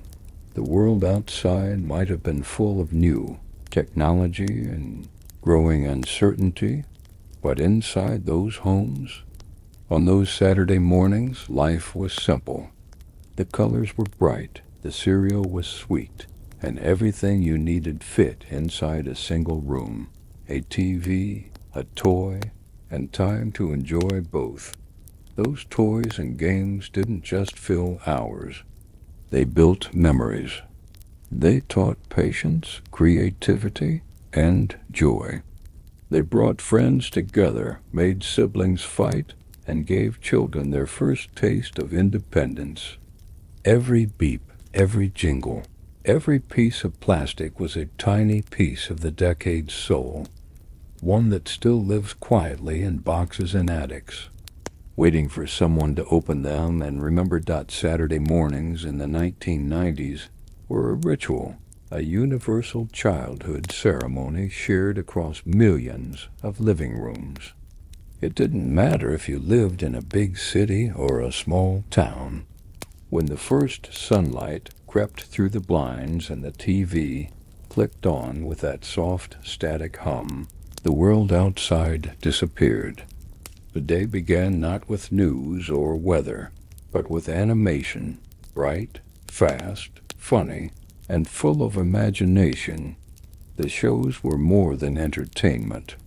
They were anchors of the week, the heartbeat of childhood. Rugrats taught kids about curiosity and friendship through the eyes of babies who seemed to understand more about life than most adults. Animaniacs made chaos into art, a rapid-fire mix of slapstick and cleverness that adults secretly enjoyed as much as their kids. Power Rangers turned backyards into battlefields of good and evil, complete with invisible explosions and karate poses that every kid tried to copy. Every channel had its lineup, and every household had its favorites. Kids flipped between Teenage Mutant Ninja Turtles, Dexter's Laboratory, Recess, Doug, Johnny Bravo, The Magic School Bus, Goosebumps, and X-Men, the animated series. There was something for everyone. Superheroes, science, monsters, comedy. And when one show ended, another began. There was no binge watching, no skipping ahead. You lived in the moment, cereal in hand, legs folded on the carpet, hypnotized by color and sound. Cereal commercials were part of the experience. Jingles you can still hum decades later. Lucky Charms, Cocoa Puffs, Cap'n Crunch, Cinnamon Toast Crunch. The ads were just as much a part of Saturday morning as the shows themselves. They promised adventure in every spoonful, prizes hidden inside every box, and a sugar rush that could power an entire morning of cartoons. Parents sighed, kids cheered, and everyone secretly knew that childhood didn't get any better than this. By late morning, the cartoon lineup began to fade, replaced by infomercials and local news. That was the cue, the signal that it was time to go outside. Bikes waited by the porch, water guns lay drying on the deck, and the neighborhood filled with the sounds of kids shouting, laughing, chasing each other under the wide open sky. The world outside wasn't digital. It was tangible. The smell of fresh-cut grass mixed with sunscreen and the faint scent of bubblegum. Playtime in the 1990s had its own texture. It wasn't curated or recorded. There were no photos, no videos, no social media posts, just imagination. A few friends, a handful of toys, and endless possibilities. Sticks became swords, sprinklers became obstacles, driveways became racetracks for scooters and rollerblades. You didn't need instructions or screens. You just needed a good idea and enough daylight to see it through. Sleepovers turned every house into a mini universe of laughter, chaos, and junk food. The floor was covered in blankets and pillows. The smell of microwaved popcorn filled the air, and the glow of the TV lit up the room. You watched movies on VHS tapes, sometimes rented from Blockbuster, sometimes taped off TV, with the commercials still in. Toy Story, Space Jam, The Lion King, Home Alone 2. You'd stay up too late, whispering between scenes, eating candy until you couldn't keep your eyes open. Even without the internet, news of what was cool spread fast. Someone would show up at school Monday morning with a new Tamagotchi or a rare Pokemon card, and by the end of the week, everyone wanted one. Trends spread through word of mouth, through lunch tables and playgrounds, not through screens. The excitement of discovery, of seeing something new in person, made it all feel more real. Creativity thrived in those years. Kids built entire cities out of Lego, drew their own comic books, recorded fake radio shows on cassette tapes. Some turned old cardboard boxes into forts. Others used VHS cameras to make their own home movies, shaky, blurry, full of laughter. Every game, every project, every mess was an expression of curiosity and joy. And through it all, there was music. The faint sound of the radio in the background, maybe Smash Mouth or Spice Girls playing through a portable stereo while you built Lego castles or painted on the porch. Even the toys themselves made music, jingles, chimes, digital beeps that became part of the soundscape of growing up. When night fell, the house grew quiet again. The toys were back in their bins, the Game Boy batteries were dead, the TV was off. But something about those Saturdays lingered. The feeling of time stretching, of being free, of living in a world that asked nothing from you but imagination.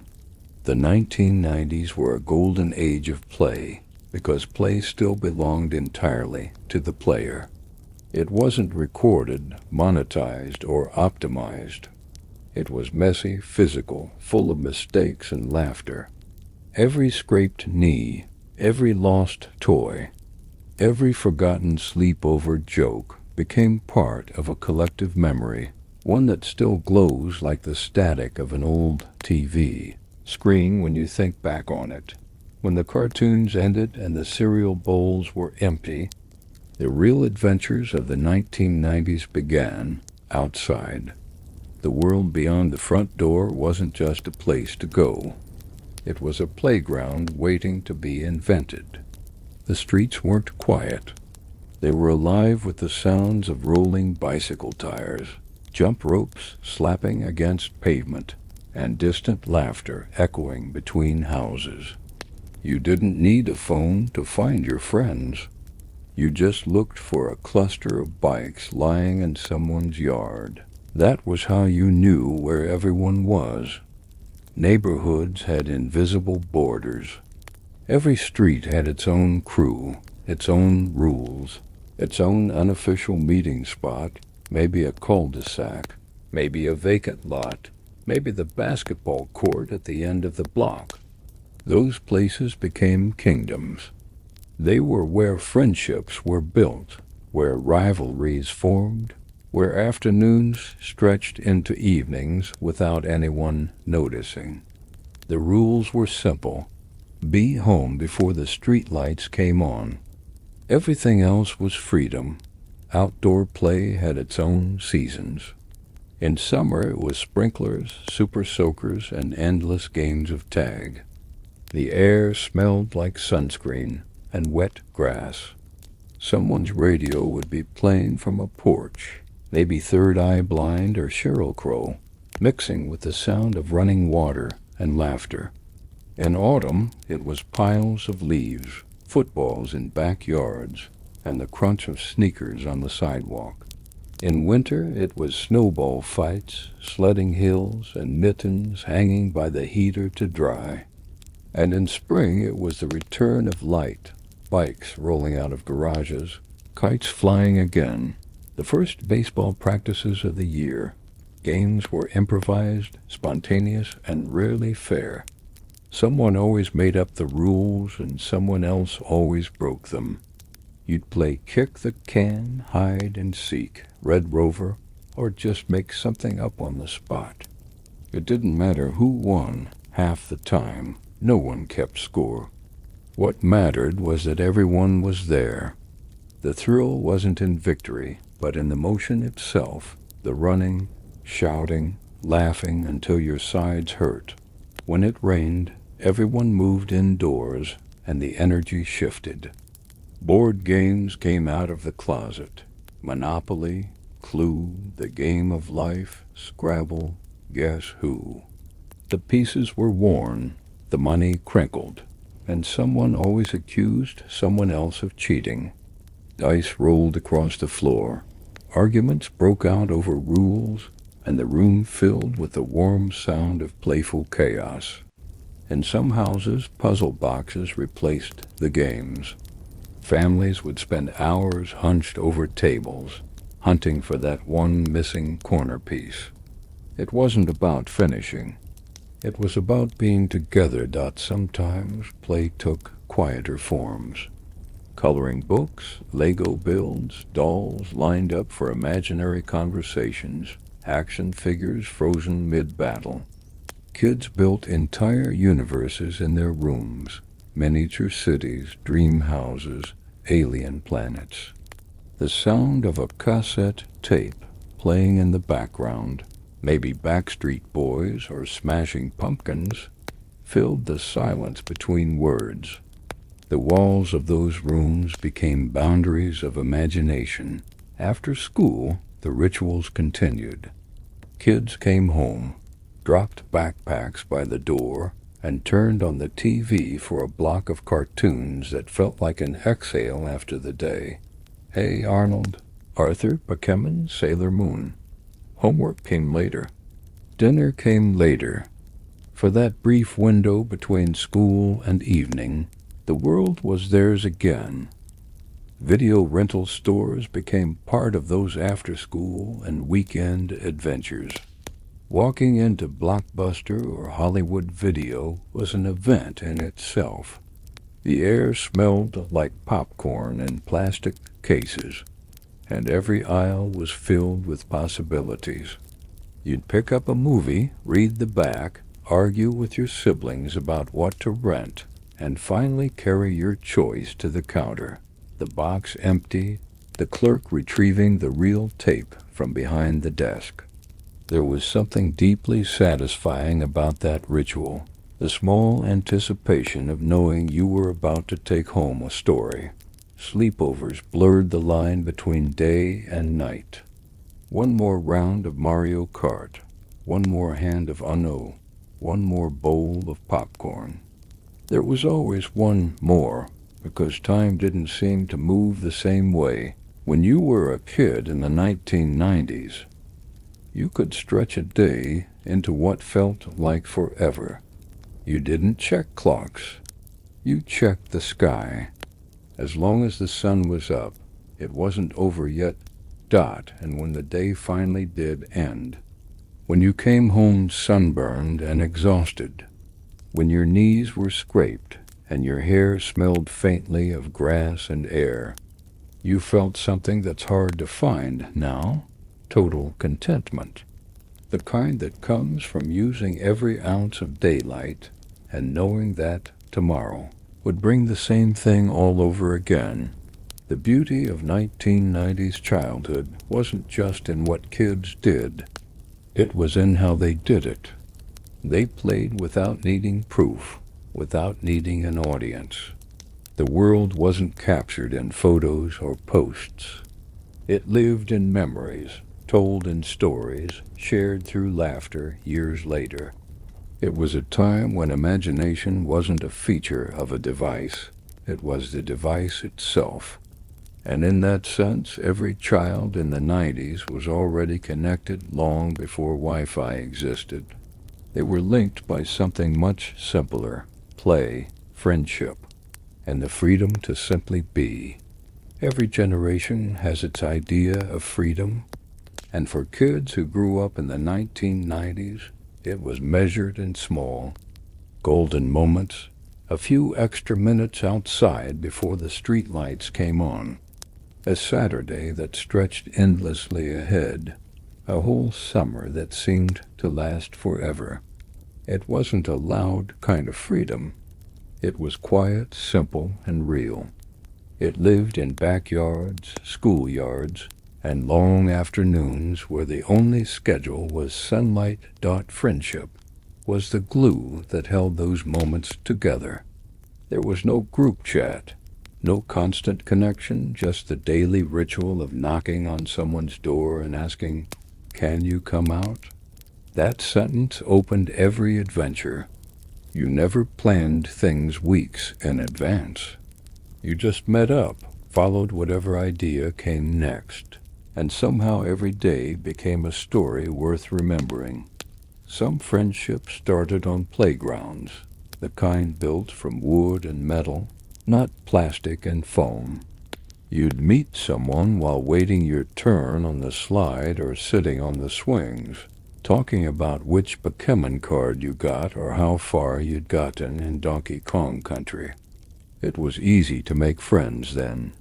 You didn't need introductions or followers or algorithms to bring you together. All you needed was a shared moment, a laugh, a game, a trade, a secret.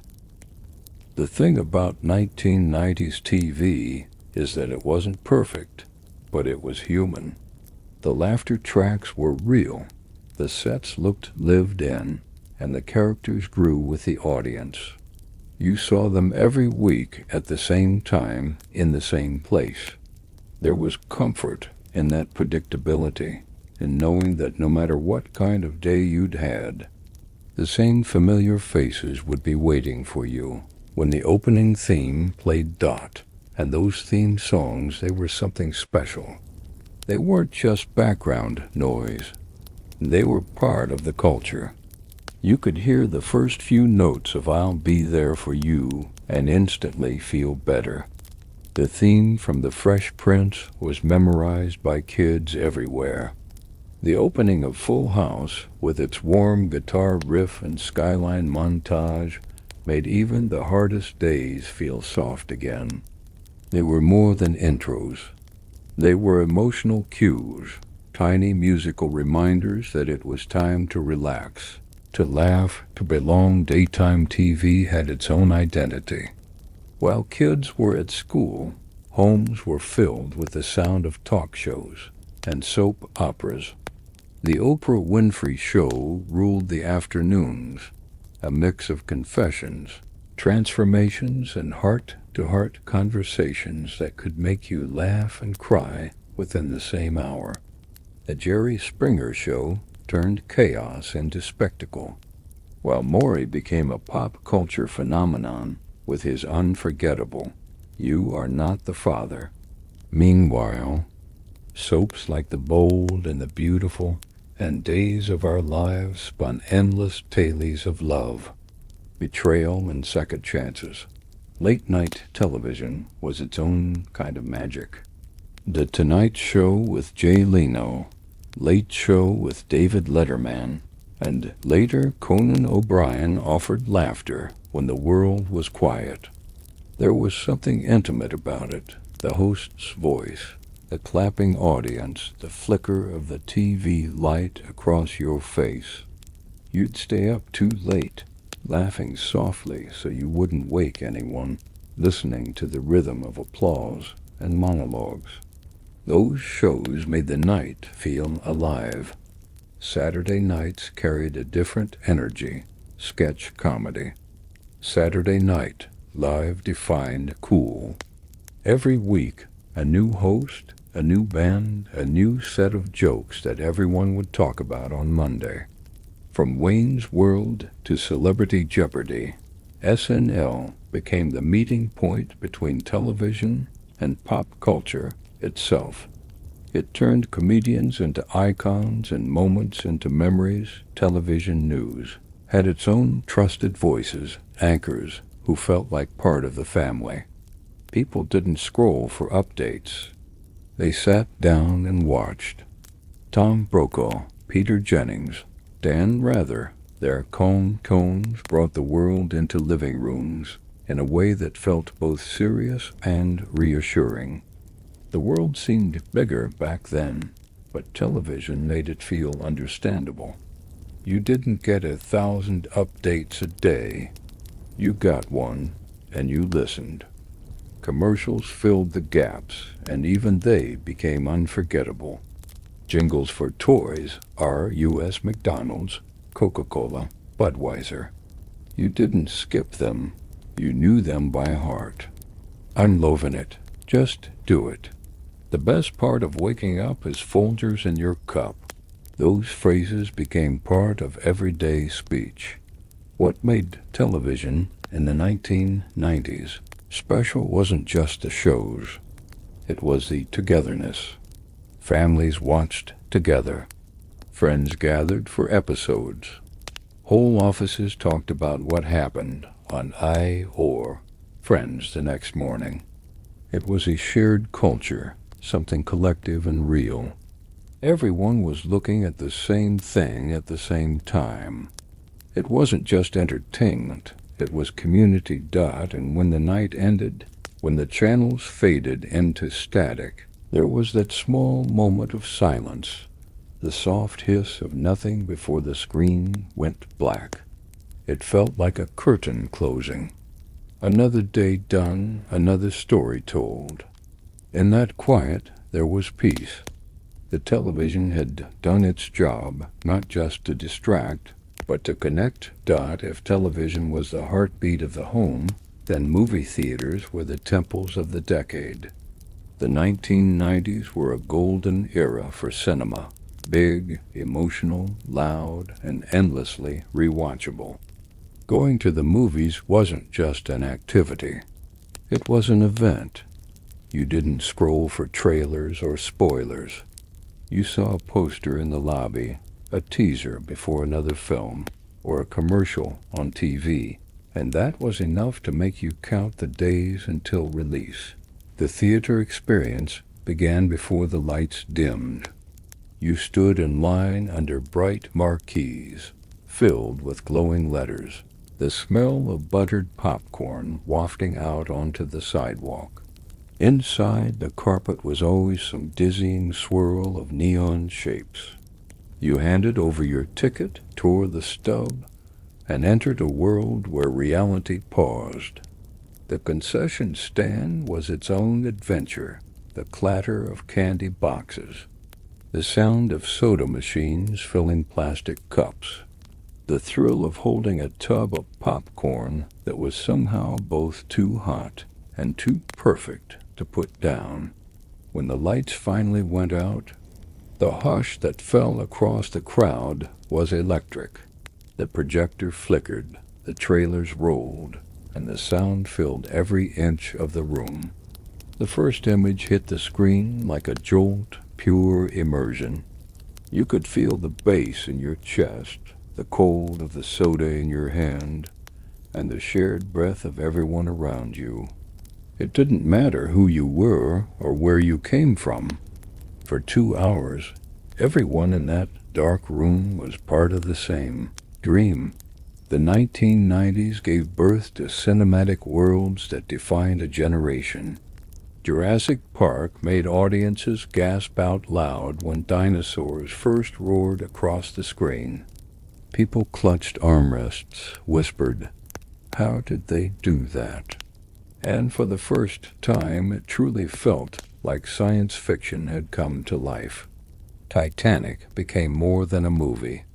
It was an experience, filling theaters with tears, awe, and repeat viewings that turned it into a phenomenon. Forrest Gump made people laugh and cry in the same breath, while The Matrix bent minds and set the tone for an entire new era of filmmaking. Kids had their own legends: The Lion King, Toy Story, Aladdin, The Sandlot, The Mighty Ducks. These weren't just stories. They were memories written into childhood itself. Every parent remembers the sound of Hakuna Matata echoing from the backseat. Every child remembers rewinding their favorite scene until the tape wore thin. Disney's Renaissance filled homes with color, music, and wonder. The VHS clamshell cases lined living room shelves like little treasure chests of imagination. Comedies ruled the decade, too. Home Alone, Mrs. Doubtfire, Dumb and Dumber, The Mask, Groundhog Day. They made people laugh in ways that felt easy and genuine. Action movies went bigger than ever. Terminator 2, Independence Day, Die Hard with a Vengeance, The Rock. Heroes were larger than life, but still human. You didn't need realism. You needed excitement. You wanted to feel the thrill of the explosion, the cheer of victory, the credits rolling as the music soared. Even renting movies carried that same sense of grandeur. Blockbuster shelves were divided into genres: action, romance, drama, family, horror. Each section had its own smell, its own vibe. The horror aisle was quiet, full of covers that dared you to look too long. Scream, Candyman, The Sixth Sense. The romance shelf shimmered with faces caught mid-kiss, sunsets behind them. The family section glowed with bright colors and cartoon faces. The experience of browsing was tactile, almost ceremonial. Watching at home was different from the theater, but no less magical. You had to rewind the tape first, a soft whirring sound that built anticipation. Sometimes there were previews at the start for upcoming releases, the same ones you'd already seen 100 times but never skipped. You watched with friends or family, and when the movie ended, you talked about it right there. No phones, no distractions, just conversation. You'd quote lines, reenact scenes, argue over which movie to rent next time. Movies back then stayed with you longer. Maybe because they were harder to access. You couldn't watch them anytime, anywhere. You had to wait, and that waiting made them matter. Every viewing felt intentional. And because you shared it in theaters, at home, at sleepovers, the memory wasn't just about the story on screen. It was about who you were with. Certain films from that decade still carry that glow. Good Will Hunting, The Shawshank Redemption, The Truman Show, Clueless, Pulp Fiction, American Beauty, The Green Mile. Each one felt like a snapshot of the time, the fashion, the music, the mood of the world. They weren't just entertainment. They were markers of an era when cinema had both spectacle and soul. The 1990s made movies feel bigger than life, but also deeply personal. When the lights came back on and the credits finished rolling, something lingered. Maybe it was awe. Maybe it was comfort.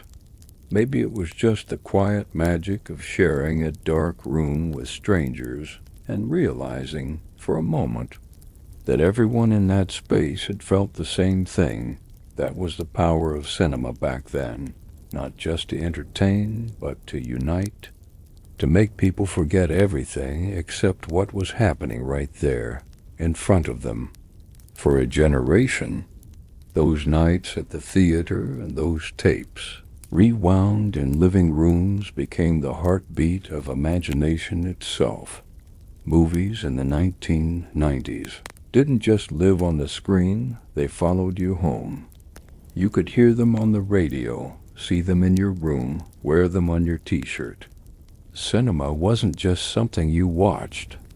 It was something you lived inside. Every major film left ripples that stretched far beyond the theater, shaping the sound, style, and spirit of the entire decade. Those friendships were made stronger by time, not technology. You called each other on the phone after dinner, sometimes just to talk about nothing at all. You'd sit on the kitchen floor, the spiral cord stretched across the room, twirling it around your finger while the conversation wandered. There were pauses, comfortable silences that didn't need filling. It wasn't about keeping constant contact. It was about knowing someone would always pick up. Growing up in the 1990s meant learning to be patient. You waited for calls. You waited for the next episode. You waited for photos to be developed, for games to load, for the weekend to come. The waiting itself became part of the experience. There was excitement and anticipation in not having everything at once. That waiting made moments feel bigger when they finally arrived. The toys of the decade taught the same lesson. They didn't do everything for you. You had to imagine the rest. Lego sets didn't talk. They waited for your hands to turn them into castles or spaceships. Action figures didn't move on their own. You gave them life. Even something as simple as a slinky or a yo-yo demanded attention and skill. There was a kind of mindfulness in play, not the modern kind that asks you to breathe and focus, but the natural kind that happens when you lose yourself in the moment. And through it all, time had a different rhythm. A Saturday could feel endless. Summer vacation felt infinite. Whole weeks blurred together into one long stretch of sunshine and freedom. You'd wake up, grab a cereal bowl, flip on the TV, and feel like the world was waiting for you. The only real deadline was the sound of your name being called from the porch at dusk. But even the endless summers had endings. Every generation grows up, and the kids of the 1990s were no different. One day you packed away the toys, stopped watching cartoons, traded your bike for a car, and didn't even notice it happening. The Tamagotchi that once beeped from your backpack ended up in a drawer. The Game Boy batteries corroded. The rollerblades gathered dust. But those objects, those fragments of childhood, never really disappeared. They stayed stored away, waiting quietly, like time capsules of joy. Even now, decades later, when someone hears the click of a cassette closing, or the startup chime of a Nintendo console, something stirs. It's a sensory memory, not just nostalgia, but recognition. That sound means safety, excitement, possibility. It means home. The 1990s weren't perfect, but they were alive in a way that's hard to describe. The world still felt discoverable. Play was still something you did, not something you watched. Friendships were still built face to face, over laughter and scraped knees and secret handshakes. There was innocence in that era, but also courage, the courage to explore, to create, to connect without needing a signal or a screen. For those who lived it, the memories linger like sunlight through an open window, warm, fleeting, and impossibly vivid. They remind us that joy doesn't need perfection. It just needs time, a few friends, and the freedom to imagine. And for one bright decade, that was exactly what every child had. Friday nights in the 1990s had a rhythm that everyone seemed to follow, whether they realized it or not. The week wound down, the air felt lighter, and homes across the country settled into the same quiet ritual. Dinner, laughter, and a trip to the video store. Before streaming, before on-demand anything, this was how you found your entertainment. By walking down fluorescent aisles filled with hundreds of movie covers staring back at you. You could feel the weekend begin the moment you pushed open those glass doors. The air inside was cool and smelled faintly of popcorn, plastic, and carpet cleaner. The walls were lined with shelves of VHS tapes, each one a small rectangle of promise. Families wandered the aisles in slow motion, scanning the covers, reading the blurbs on the back, arguing softly over what to pick. You could tell which movies were popular by the empty slots, the little out cards that meant someone else had already claimed your choice. That disappointment was part of the ritual, too. There was a strange beauty in choosing. You didn't scroll or skip. You committed. Maybe a new release with a glossy cover, maybe an old favorite with a faded label. You'd pick up the box, study the artwork, turn it over in your hands. Sometimes you'd take a chance on something you'd never heard of, drawn in by the tagline or the promise of adventure. And when you carried that tape to the counter, it felt like more than just a rental. It felt like a small event. Kids begged for their own pics, clutching tapes like Space Jam, Toy Story, or Home Alone 2. Parents leaned toward thrillers or comedies. The Fugitive, Sleepless in Seattle, Mrs. Doubtfire. Teenagers hovered near the horror section, pretending to be brave while scanning titles like Scream and The Blair Witch Project. The clerk would take the case, slide out the actual tape from behind the shelf, and hand it over with a smile. And just like that, your weekend had a plan. Back home, the ritual continued. The living room became a small theater. Someone dimmed the lights. Someone else made popcorn on the stove. Real popcorn, not the microwave kind, filling the air with that buttery smell that meant comfort.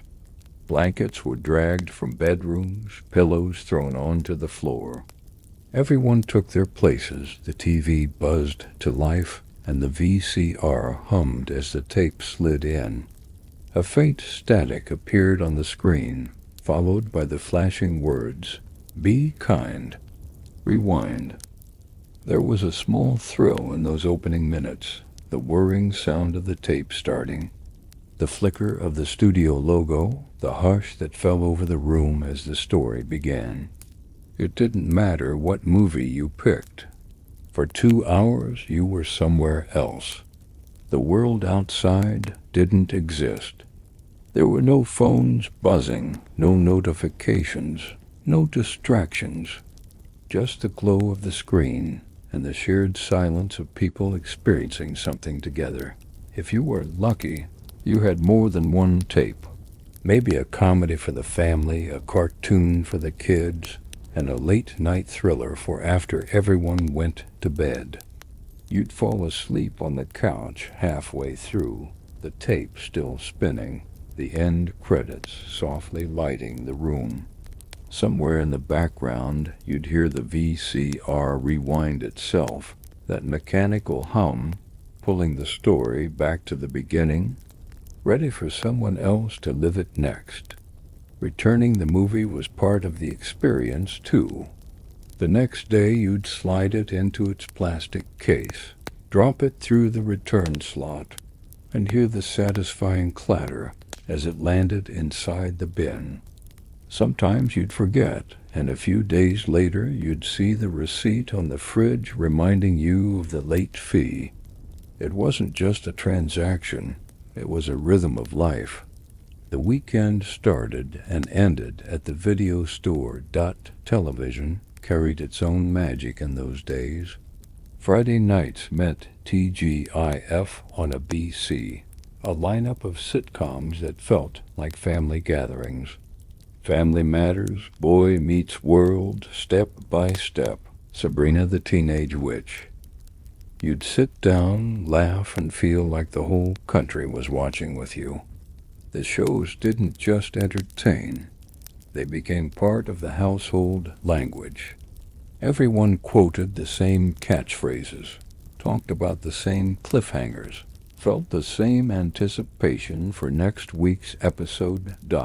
Before streaming, television had a heartbeat. It moved at the pace of time. You couldn't skip or fast forward through life. You watched when it aired or you missed it. That shared experience created something rare, patience. It taught you how to wait, how to savor, how to talk about what you'd seen because everyone else had, too. Friday nights in the 1990s weren't just about movies or shows. They were about presence. They were about gathering, about being in the same room, sharing laughter, sharing silence. The glow of a television was enough to pull everyone together, family, friends, neighbors. It wasn't about pixels or screens. It was about the feeling of belonging, of knowing that for one small stretch of time, the world was simple again. Television in the 1990s wasn't just something you watched. It was something you lived with. It was a constant companion, humming softly in the corner of the living room, flickering like a campfire that everyone gathered around. There was a rhythm to it, a comfort in its routine. The news came at 6, sitcoms after dinner, dramas at 9, late-night shows before bed. The schedule wasn't just structure. It was part of how the day flowed. Before streaming, television had weight. When something aired, it mattered. If you missed it, that was it. No replays, no clips online. You could tape it on the VCR if you were careful, but even that took planning. There was something satisfying about pressing that red record button and labeling the tape with a piece of masking tape and a Sharpie Friends. Thursday, 8 p.m. It felt deliberate. Intentional, earned. The great sitcoms of the decade became time markers for entire lives. Friends made millions of people feel like they had a second group of companions living right next door. Seinfeld taught people to laugh at the small absurdities of everyday life, waiting in line, losing keys, misunderstanding each other. The Fresh Prince of Bel-Air brought music, humor, and real emotion into living rooms, bridging cultures with laughter. Frasier, Home Improvement, Roseanne. Everybody loves Raymond, Mad About You. They didn't just fill airtime. They shaped what family and friendship looked like for a generation. Soundtracks became cultural events in their own right. You couldn't walk through a mall or sit in a car without hearing "My Heart Will Go On" from Titanic playing somewhere in the distance. Space Jam gave us "I Believe I Can Fly." The Bodyguard made Whitney Houston's voice immortal with "I Will Always Love You." And Romeo plus Juliet turned love and tragedy into something that sounded electric and new. The best soundtracks weren't just collections of songs. They were emotional extensions of the films themselves, echoing the feelings you carried long after the credits rolled.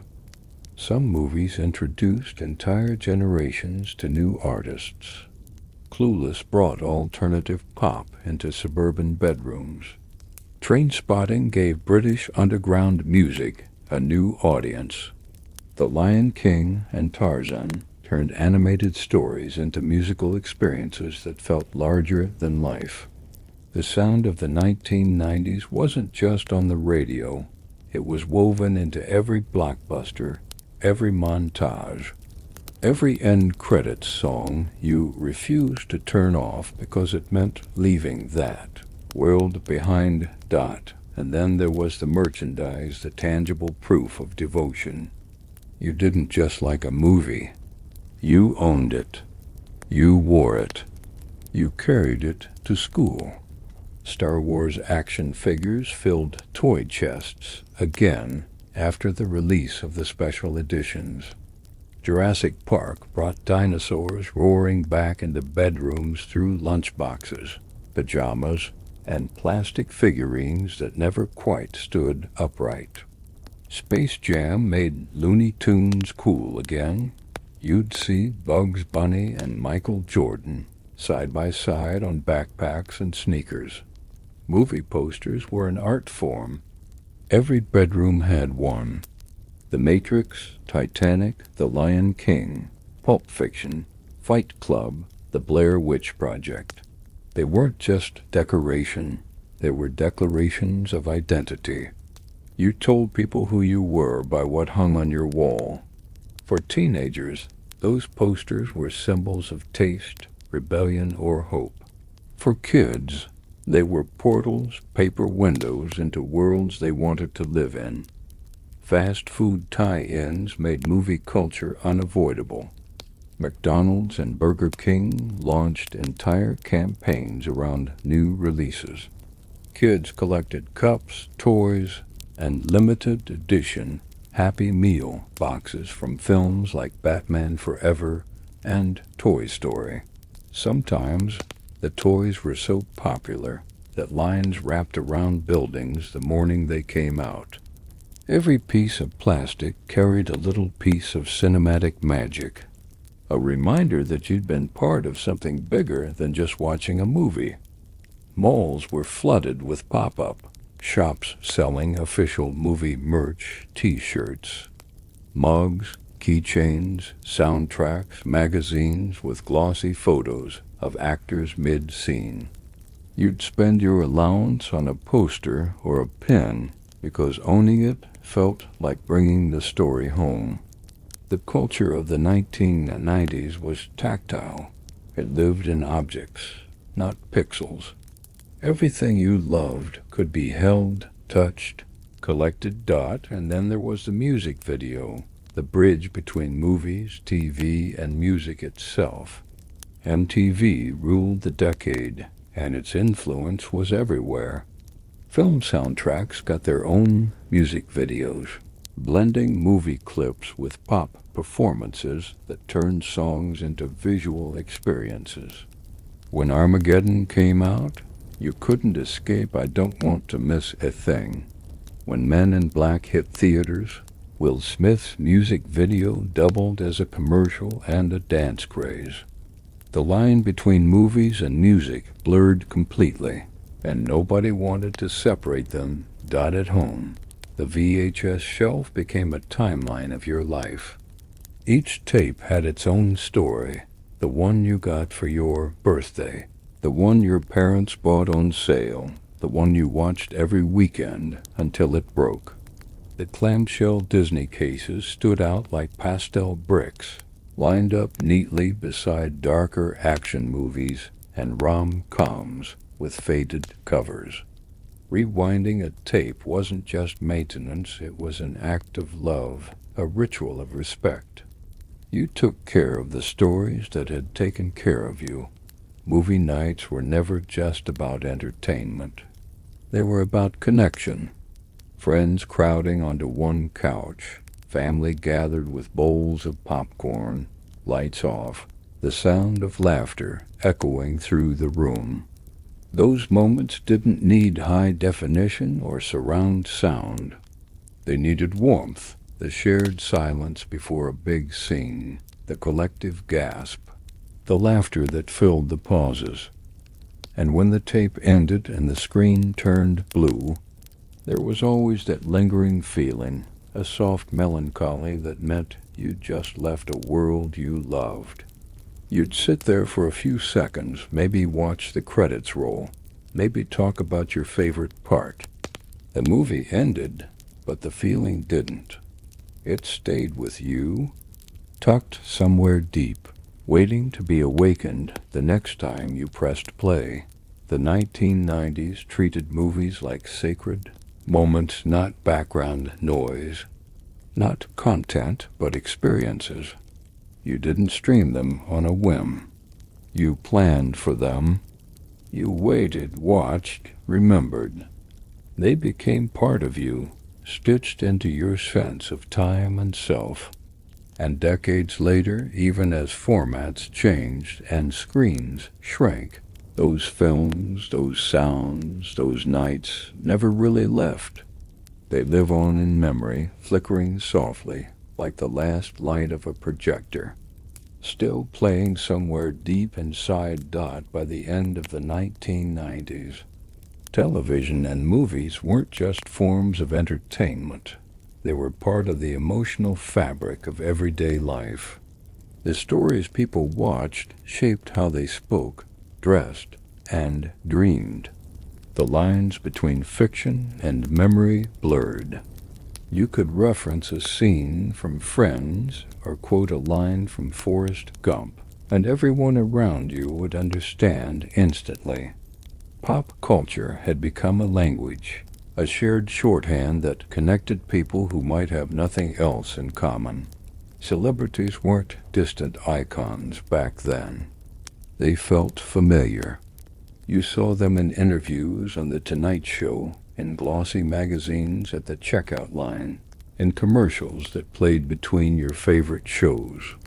They weren't filtered through social media or endless updates. They appeared when the world invited them in, and then they vanished until the next appearance. That scarcity made them magnetic. You didn't feel overwhelmed by fame. You felt fascinated by it. The 1990s were full of faces that felt larger than life, yet somehow approachable. Will Smith could make you laugh one moment and cry the next. Tom Hanks became the decade's everyman, someone who made ordinary decency seem heroic. Julia Roberts smiled her way into hearts worldwide. Leonardo DiCaprio's poster hung in countless bedrooms after Titanic, while Keanu Reeves became the quiet symbol of cool in The Matrix. They didn't just star in stories, they were the stories, woven into the soundtrack of people's lives. TV shows built worlds that mirrored our own, but slightly brighter, funnier, or softer. Friends made city life look possible. A made hospitals feel human. The X-Files turned paranoia into poetry. There was something for everyone. Comfort, excitement, laughter, escape. And though the genres differed, they all carried the same undercurrent of optimism. Even the darkest dramas left you with a sense of connection, that no matter what, someone out there understood. Advertising was everywhere, but it didn't feel intrusive yet. Commercials had charm. They were small, self-contained stories that became as memorable as the shows they interrupted. You could sing along with a jingle for Coca-Cola or remember a Pepsi ad frame by frame. Nike turned motivation into an emotion with Just Do It. Apple's Think Different campaign made creativity feel sacred. Every brand tried to be part of the moment, not dominate it. The world was learning to sell itself with sincerity, and people, for a while, believed it. TV and movies also shaped how people felt about the future. The millennium was approaching, and with it came a mix of hope and uncertainty. The technology that had crept quietly into homes throughout the decade now seemed to hold limitless potential. Films like The Matrix and Contact imagined what was coming, both the danger and the wonder of it.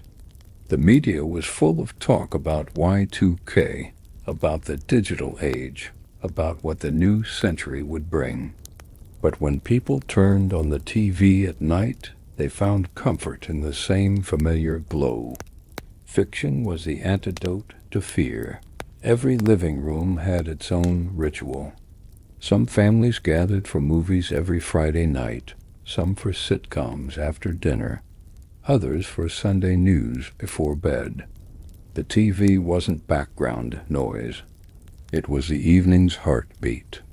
You could walk past houses at dusk and see the same blue flicker through the windows, hundreds of small, glowing squares, each one showing a different story, but all connected by the same rhythm. The communal nature of it all was what made it special. When something big aired, the Seinfeld finale, the Oscars, the Super Bowl halftime show, the next day felt like a continuation of that event. Classrooms, offices, and dinner tables buzzed with the same conversations. You didn't need hashtags or trends. You just needed to have been there. Everyone shared the same moment in time, and that made it matter more. Even the mistakes, the static, the fuzzy channels had their charm. Adjusting the antenna, blowing dust from a VCR, rewinding a tape by hand, these little imperfections made the experience tactile. You interacted with your entertainment. You could feel it in your hands.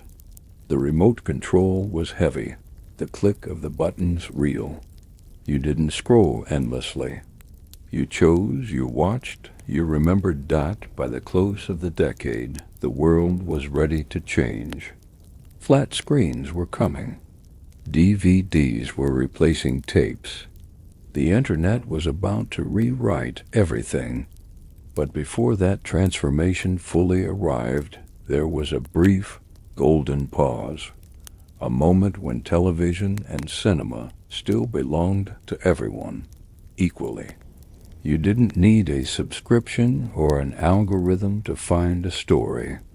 You just needed time, attention, and a couch. And maybe that's what people miss most when they think back to the 1990s. Not the shows or the movies themselves, but the feeling they created. The feeling of gathering, of anticipation, of sharing something with others without distraction. The sound of laughter drifting through a living room, the smell of popcorn, the soft glow of the TV painting faces in the dark. Those moments were ordinary yet somehow sacred. They reminded people that connection didn't always need to be complicated. Sometimes it was as simple as sitting side by side, watching a story unfold, and knowing you were part of something bigger than yourself. There was something about the way people looked in the 1990s that felt effortless. It wasn't about perfection or polish. It was about attitude. You could walk down any street and see 1,000 versions of self-expression, messy, loud, simple, strange, but always real. The decade didn't have one single look. It had a conversation of styles, all overlapping, colliding, and blending into something uniquely human. For most people, fashion in the 1990s wasn't about following trends. It was about finding yourself. There was no algorithm showing you what to wear, no endless scroll of influencers. You got ideas from magazines, from music videos, from whatever your favorite actor wore on television the night before. You'd study the photos in 17 or Rolling Stone or Vogue, tear out a page, and tape it to your wall like a roadmap to becoming the person you wanted to be. The decade began in the shadow of the late 1980s loud colors, shoulder pads, and big hair still clinging on. But by the early 90s, the mood shifted. People were tired of excess. The world wanted something more grounded, more honest. That's when the grunge movement stepped in, not as a fashion statement, but as rebellion against the idea of fashion itself. Oversized flannel shirts, ripped jeans, heavy boots, and thrift store sweaters became symbols of authenticity. It was the sound of Seattle turned into clothing, raw, unpretentious, and real. You could walk into a high school in 1994 and see entire hallways that looked like music videos. Faded denim, Doc Martens, unwashed hair, flannel tied around waists, T-shirts with band logos like Nirvana, Pearl Jam, or Soundgarden. It wasn't about looking good. It was about not caring if you did. The irony, of course, was that this rejection of image became one of the most copied looks of the decade. Even luxury designers began sending models down runways in ripped jeans and flannel, selling the illusion of not trying. But the 90s were never just one mood. While grunge was brewing in one corner of the culture, another current was full of color, energy, and optimism. Pop culture brought back brightness, neon windbreakers, tracksuits, graphic tees, high-waisted jeans, and sneakers with chunky soles. The fresh prints of Bel Air and Saved by the Bell made loud patterns cool again. Kids wore slap bracelets, jelly shoes, and scrunchies the size of fists. Even the school backpacks, Jansport and Eastpak, became status symbols. By the mid-decade, Hip-hop fashion had broken into the mainstream, reshaping style across the world. What started in the Bronx and Compton became global. Oversized jeans, Timberland boots, FUBU jackets, Tommy Hilfiger windbreakers, and gold chains filled the streets.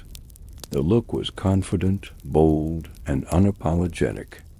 Artists like Tupac, Biggie Smalls, Aaliyah, and Missy Elliott weren't just musicians, they were cultural architects. Their videos were fashion shows. Their lyrics carried swagger that kids imitated with pride. R&B had its own spin on elegance, silky shirts, leather jackets, minimal jewelry, perfectly lined lips. You could see it in every Boys II Men performance or Destiny's Child music video. Smooth, stylish, coordinated. It was a kind of cool that didn't have to announce itself. The decade's soundtrack matched its look. Smooth, rhythmic, confident, full of soul for teenagers. Mall culture was the heartbeat of style. The mall wasn't just a place to buy clothes. It was where trends were born. Stores like Abercrombie and Fitch, Gap, American Eagle, Old Navy, and PacSun became pilgrimage sites. The smell of cologne from Abercrombie spilled into the hallways like a scent of identity. People didn't just shop, they performed. You'd try on clothes not only to see how they looked, but how they felt in motion, how they might change how you were seen. Every trip to the mall was an unspoken social event.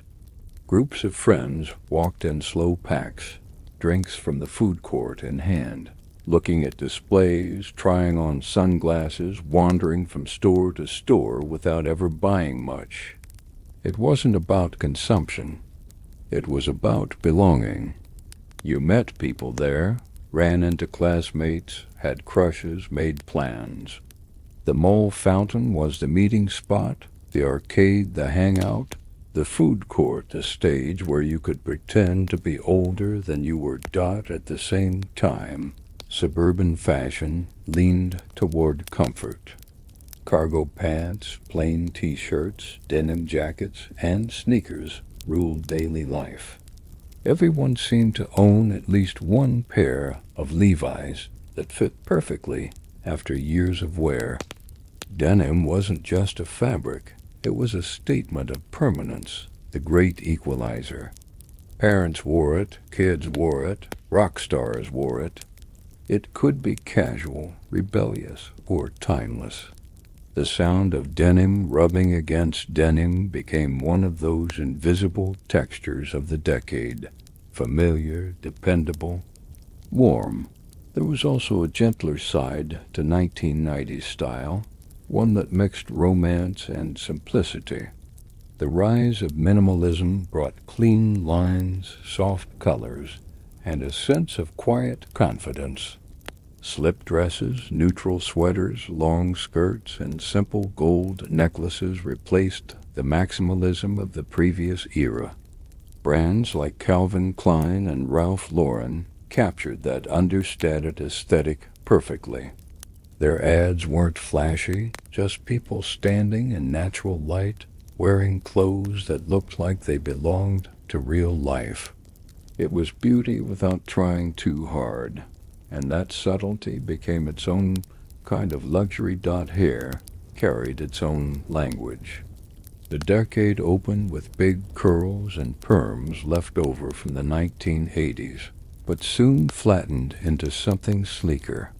Straight hair parted down the middle, frosted tips for men, tiny butterfly clips for women. Hair gel was everywhere, in lockers, bathrooms, gym bags. Everyone had a favorite brand, and you could smell it before you saw it. Barbershops and salons were social hubs, where style and gossip flowed in equal measure. Beauty, too, had its evolution. The heavy makeup of the previous decade gave way to natural tones. Lip gloss replaced lipstick, thin eyebrows replaced thick ones, and brown eyeliner became the quiet standard of cool. You didn't need to look perfect. You just needed to look like you. The ideal face of the 1990s wasn't flawless. It was expressive. It belonged to someone who looked like they lived a real life. Daily life had its own style as well, not in clothing, but in rhythm. The mornings began with the smell of coffee brewing and the sound of a weather forecast on the radio. Parents read newspapers while kids poured cereal and flipped channels between Nickelodeon and Cartoon Network. School buses arrived with their diesel hum.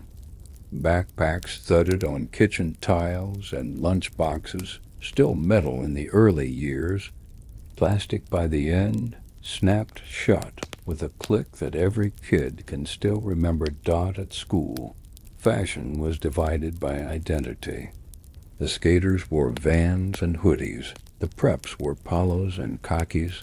The goths wore black eyeliner and band tees. There was no uniform, but everyone had a tribe. Each hallway was a runway, every locker decorated with cutouts, stickers, and magnets that reflected who you were. What you wore wasn't just fabric, it was communication. Technology, of course, started to play its quiet role in style. Portable CD players hung from belts, pager clips peeked from Zhang pockets, and translucent electronics from Game Boys to cordless phones turned gadgets into accessories.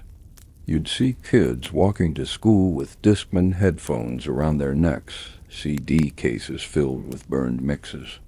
The sleek silver of electronics matched the metallic colors of sneakers and windbreakers. Fashion and technology were beginning to merge, long before anyone called it that. Even the smallest items carried personality. Keychains dangled from belt loops, beaded bracelets spelled out names, and friendship necklaces came in halves meant to reconnect later. Watches were colorful, plastic, and often waterproof. You checked the time not because you needed to, but because it made you feel grown. Up in workplaces, fashion took on a strange duality. Corporate America still favored suits and ties, but even there, the edges were softening. The casual Friday movement began, freeing people from rigid dress codes. Ties loosened, jackets disappeared, and khakis replaced slacks. The look said, "We're serious, but we're also modern." Women's office wear became more functional. Less decorative power suits gave way to blazers over simple dresses, practical heels instead of statement pumps. The fashion world was quietly learning that confidence didn't need to shout. The grocery store, the gas station, the coffee shop, they all looked different in the 1990s. Bright signs, bold fonts, pastel-colored interiors. You could walk into a diner and still see chrome edges on counters, jukeboxes at booths, and waitresses who knew your name. The world felt tactile. Everything was made to be touched. The heavy buttons on microwaves, the firm click of a cash register, the smooth surface of a disposable camera. Life wasn't yet streamlined. It was physical, textured, and alive. And that was the heart of the decade, the balance between analog and digital, between simplicity and change. People still developed film, but they also took their first digital photos.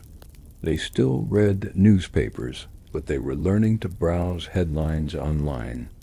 They still tried on clothes in stores, but catalogs started arriving with phone numbers for ordering by mail. Everything was in motion, and yet life still felt unhurried. The rhythm of the day was steady. Work ended, the commute home meant a stop for gas or groceries, and the evening meant dinner at a real table. Families talked while the TV murmured softly in the background. There was no multitasking, no glowing screens between faces. If someone called during dinner, you let the phone ring. If someone knocked on the door, you answered it at night. Teenagers planned what to wear for the next day. Outfits laid across beds, accessories chosen carefully, shoes cleaned with a towel. There was pride in presentation, not vanity, just a quiet joy in choosing how you'd show up in the world. You couldn't edit yourself later. You had one chance, one look, one impression that gave everything a little more meaning. Even laundry had a kind of poetry. The hum of washing machines, the smell of detergent, the sound of zippers clinking in the dryer.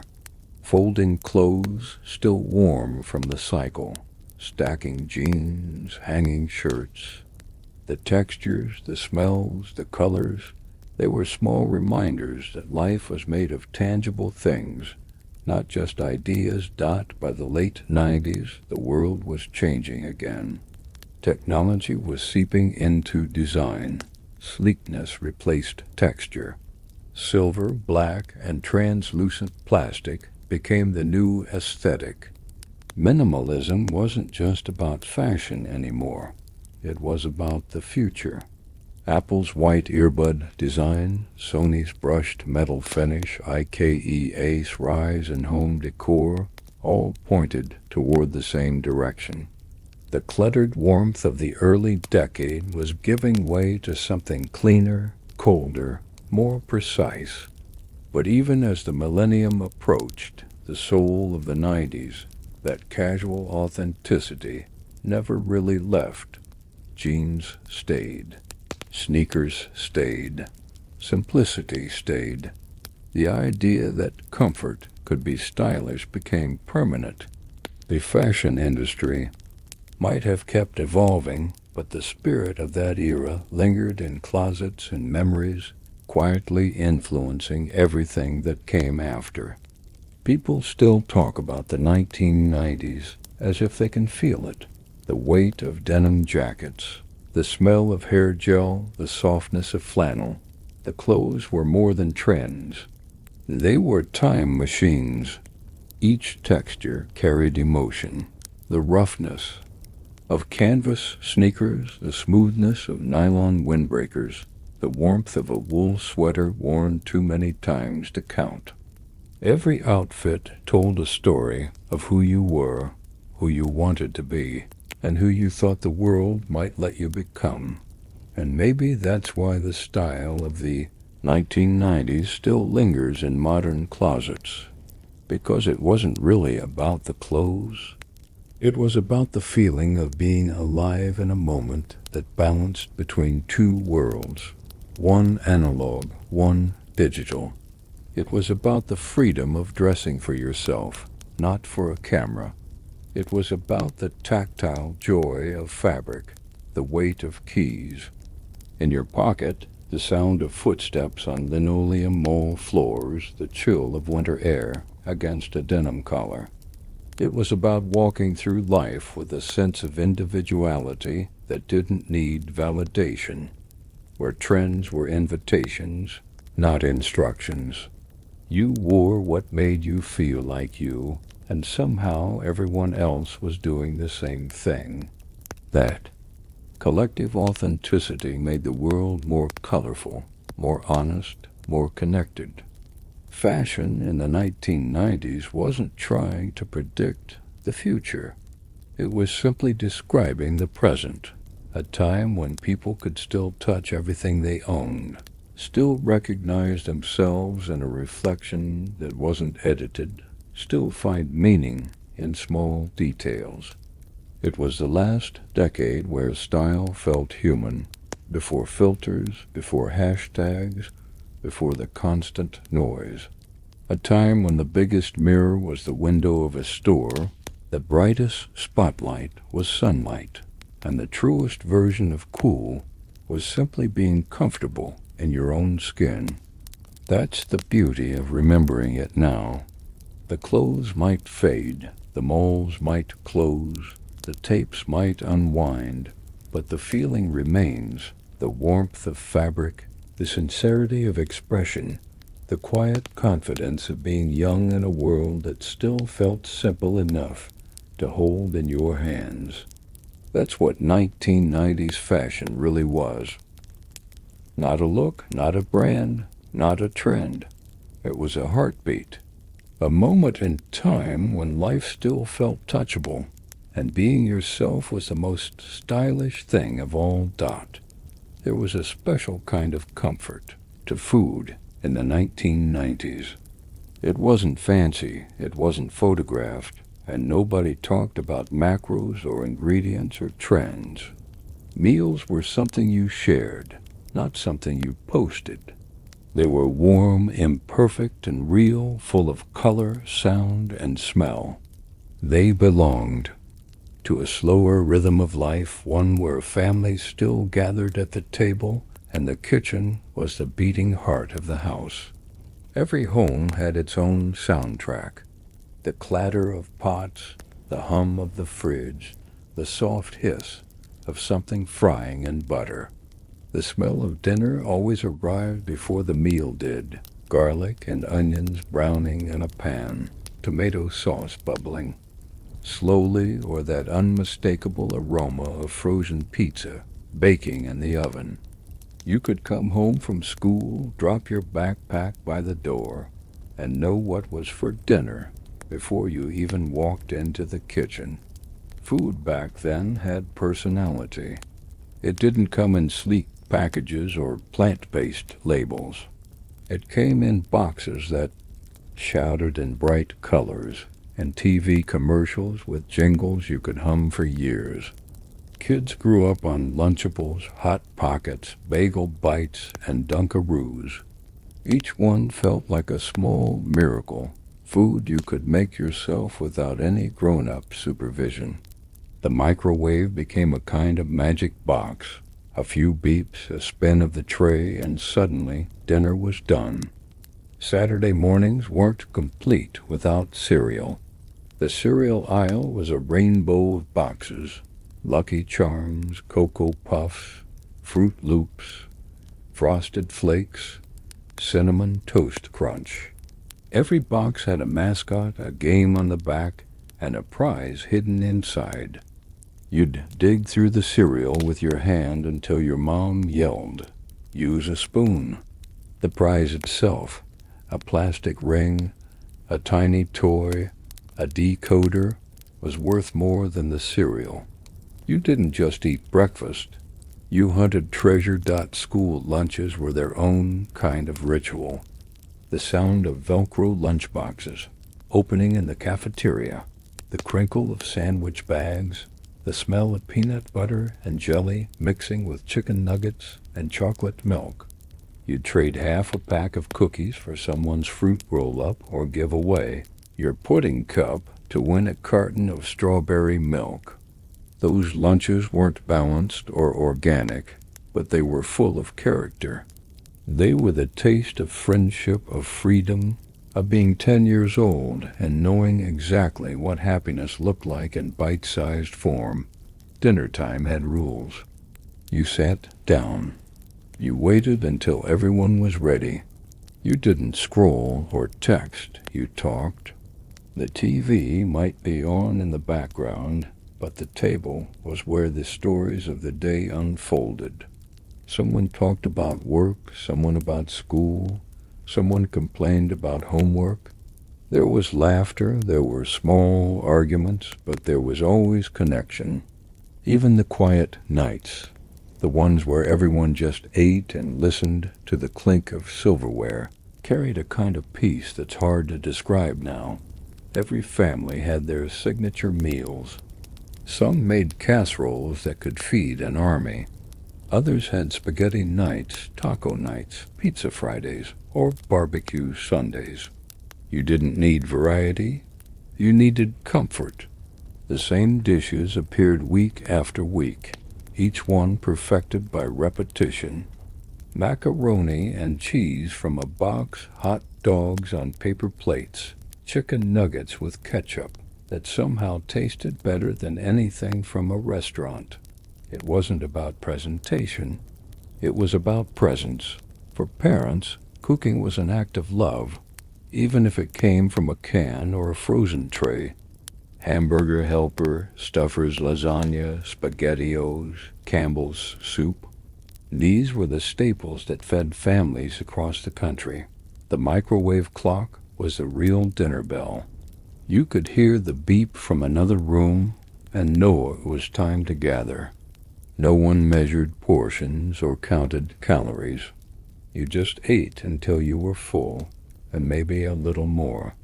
But every once in a while, food became something more, something memorable. Holidays had that power. Thanksgiving smelled like cinnamon, butter, and roasted turkey filling the whole house. The kitchen became a warm, crowded stage. Someone mashed potatoes, someone set the table, someone snuck a taste from the pie cooling on the counter. The sound of football played faintly from the living room. The hum of conversation grew louder, and time itself seemed to slow down. Christmas had its own flavor. Sugar cookies cut into stars and trees, the rich sweetness of hot chocolate, the scent of pine and baked ham. Kids waited for the first batch of cookies to come out of the oven, faces lit by the oven light. Families gathered with plates of food that had no beginning or end. Meats, casseroles, rolls, pies, everything overlapping. Everyone eating too much and still going back for seconds. The joy wasn't in the food itself, but in the togetherness it created. Even smaller holidays had their rituals. The 4th of July meant smoky grills, watermelon wedges, and cold lemonade poured into plastic cups. Halloween meant pillowcases, full of candy dumped onto the living room floor. Kids sorting their loot into piles, trading Snickers for Skittles like tiny economists. Easter brought baskets filled with pastel eggs and marshmallow, chicks that somehow managed to taste like both sugar and nostalgia at once. Birthdays were entire productions. You invited friends over, hung streamers, and served sheet cake with thick frosting and colors that didn't exist in nature. Ice cream dripped down plastic spoons, and someone always got a frosting flower on their slice. The cake didn't need to be fancy. Store-bought cakes with bright balloons and names, written in looping icing, were part of the magic. You made a wish, blew out the candles, and for one moment, everything was perfect. Summer cookouts were another kind of holiday, even when they weren't on the calendar. The smell of burgers sizzling on a grill, the hiss of a soda can opening, kids running barefoot across grass still warm from the sun, paper plates balanced on laps, corn on the cob slathered with butter, potato salad that had been sitting in the fridge since morning. Someone played music, maybe Tom Petty or Hootie and the Blowfish, and the conversation stretched into twilight. Fireflies blinked in the distance. The grill smoked one last time, and everyone stayed just a little longer than they needed to. Even breakfast had its charm. Pancakes on Sundays, eggs scrambled in butter, bacon sizzling in a pan. The smell woke the whole house. Parents drank coffee from mugs that had chipped edges. Kids drowned pancakes in syrup until they were unrecognizable. There was no rush, no clock ticking. The world outside could wait until after breakfast. Food connected people. It marked time. It made ordinary days feel special, and special days feel sacred. Family recipes were handed down in notebooks with smudges of flour on the corners. Neighbors brought casseroles when someone was sick. Kids sold lemonade on sidewalks in plastic cups that wilted in the sun. Every bite had a story behind it. Even restaurants carried their own sense of community. Fast food chains were everywhere. McDonald's, Burger King, Pizza Hut, Taco Bell, Wendy's.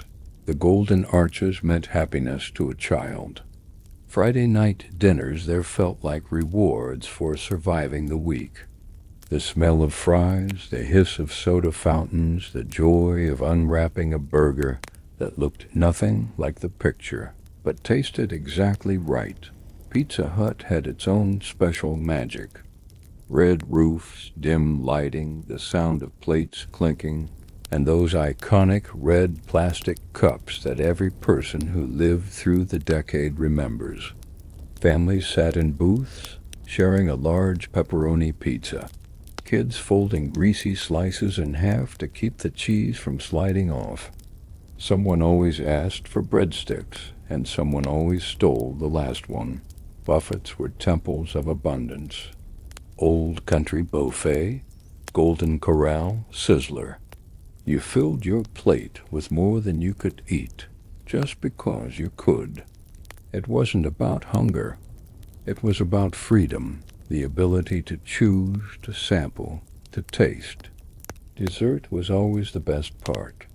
Soft serve ice cream with rainbow sprinkles, chocolate pudding, Jell-O cubes that wobbled like tiny stained glass.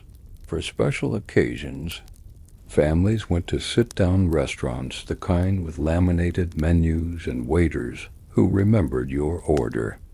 Olive Garden meant endless breadsticks and laughter.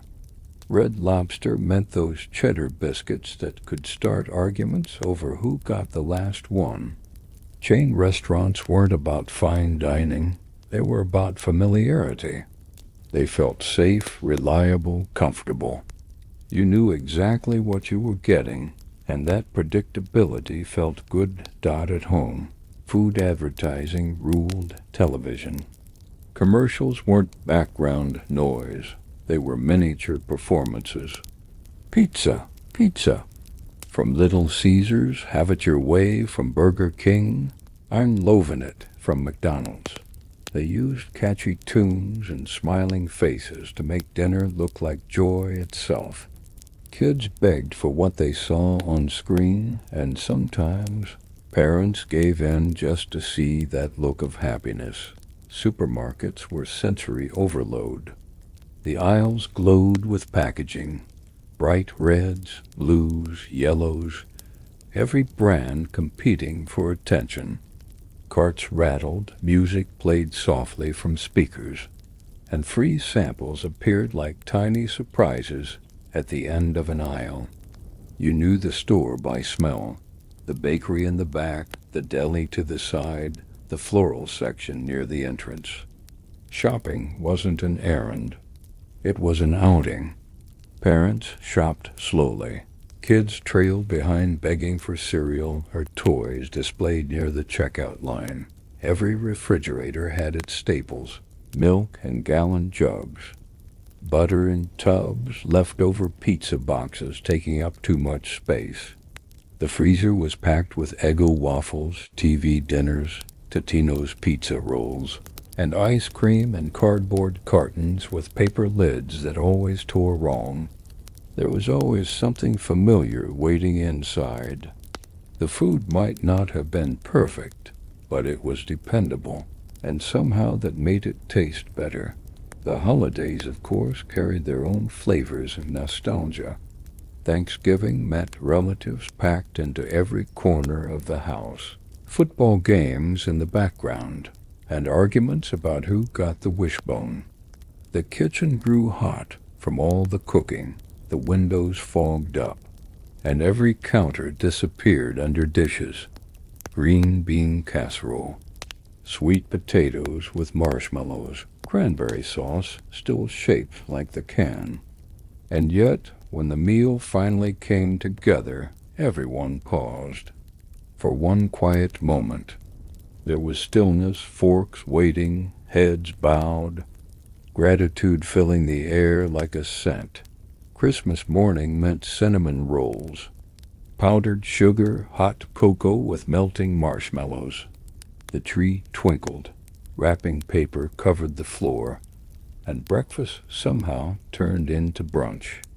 The food wasn't the point. It was the pause. The chance to sit together after the chaos of presents and feel the warmth of a house full of people who belonged to one another.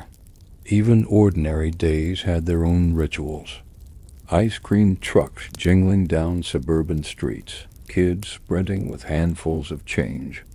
The chime of the bell, the choice between bomb pops and choco tacos, the sticky hands after. Summer wasn't summer until you heard that song in the distance. It was a Pavlovian joy, a sound that made every child run. Then there were family road trips, fast food bags rustling in the back seat, fries handed over shoulder, soda cups balanced in shaky cup holders. The smell of ketchup, the sound of crinkling paper, the laughter from the back seat as everyone tried to eat without spilling. Those small, greasy moments were pure happiness, unglamorous but perfect. Food in the 1990s was about more than taste. It was about memory. Every brand, every wrapper, every flavor carried a story. The powdered cheese from mac and cheese boxes, the way Pop-Tarts burned your tongue if you didn't wait long enough, the way Capri Sun pouches always splashed when you stabbed them too fast. These were sensory landmarks in time. People remember them because they weren't just eating. They were living.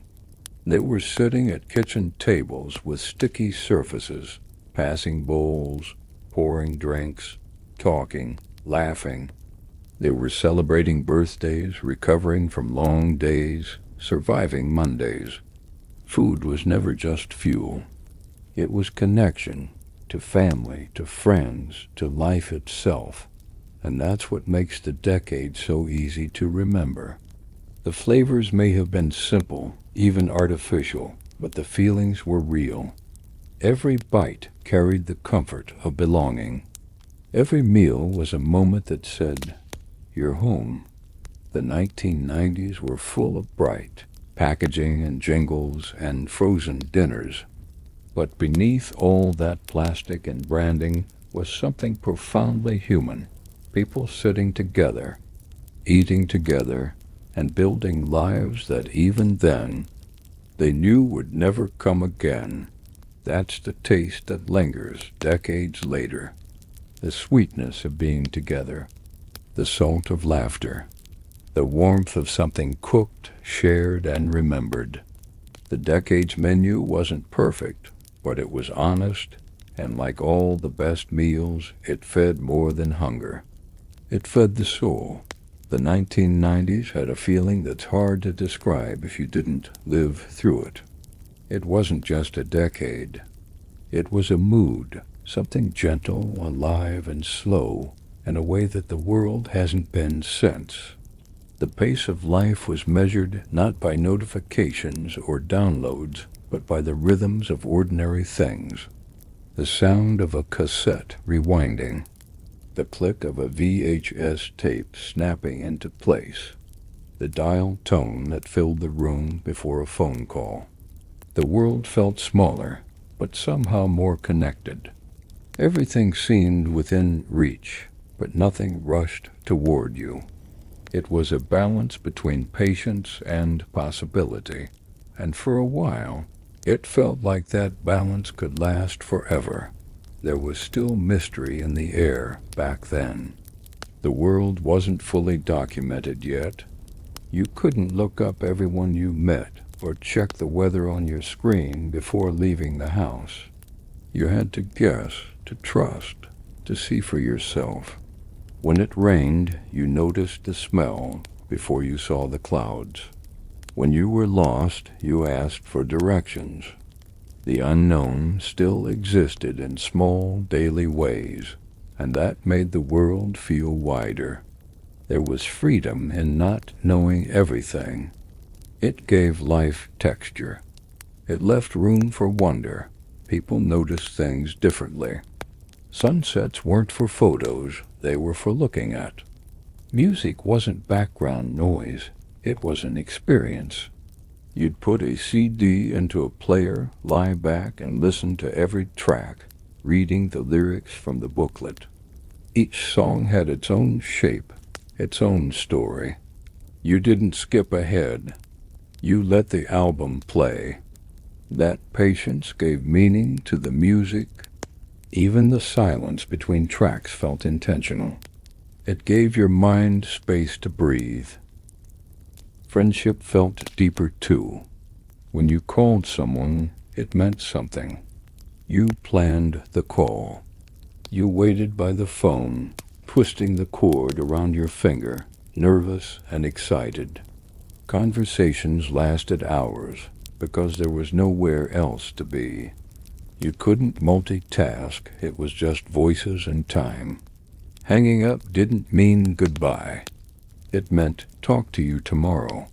And you meant it. Relationships were built slowly, through shared moments, through effort. You wrote notes, sent postcards, kept letters in shoeboxes. Every exchange had weight because it wasn't disposable. The world looked different as well. Streets were quieter, colors softer, skies clearer. At night, the glow came from street lights and store signs, not screens. You could walk outside and hear your footsteps echo. Mornings had their own music. Newspapers hitting driveways, coffee brewing, radios playing the same familiar hosts. And there was an order to things. News came at a certain hour. Shows aired at a certain time. Life had pauses, and those pauses made it feel real. Weekends were sacred in a way that's hard to imagine now. They weren't for catching up on emails or scrolling through feeds. They were for being alive. Saturdays meant mowing the lawn, washing cars, going for drives with no destination. Families filled station wagons and minivans. Windows rolled down. Music turned up just loud enough to sing along. You'd drive to the park, the lake, the mall, or nowhere at all. The act of going was the point. There was beauty in the aimlessness, a kind of casual joy in knowing you had nothing to rush toward. Even boredom had value. Sitting in your room, staring at the ceiling, flipping through magazines, doodling in notebooks, those slow moments taught imagination. When there was nothing to do, you found something to make. Kids built forts out of blankets, recorded fake radio shows on cassette players, or just sat outside watching ants carry crumbs across sidewalks.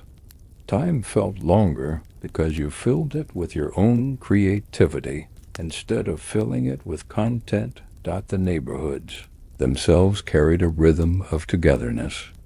Kids rode bikes until dark. Parents called from porches, and you could tell who was home by which lights were on. Neighbors knew each other by name. If someone got sick, someone else brought soup.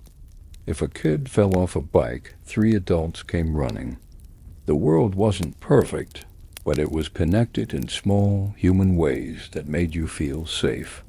There was comfort in the ordinary, and knowing that your life was built out of people, not pixels dot at night.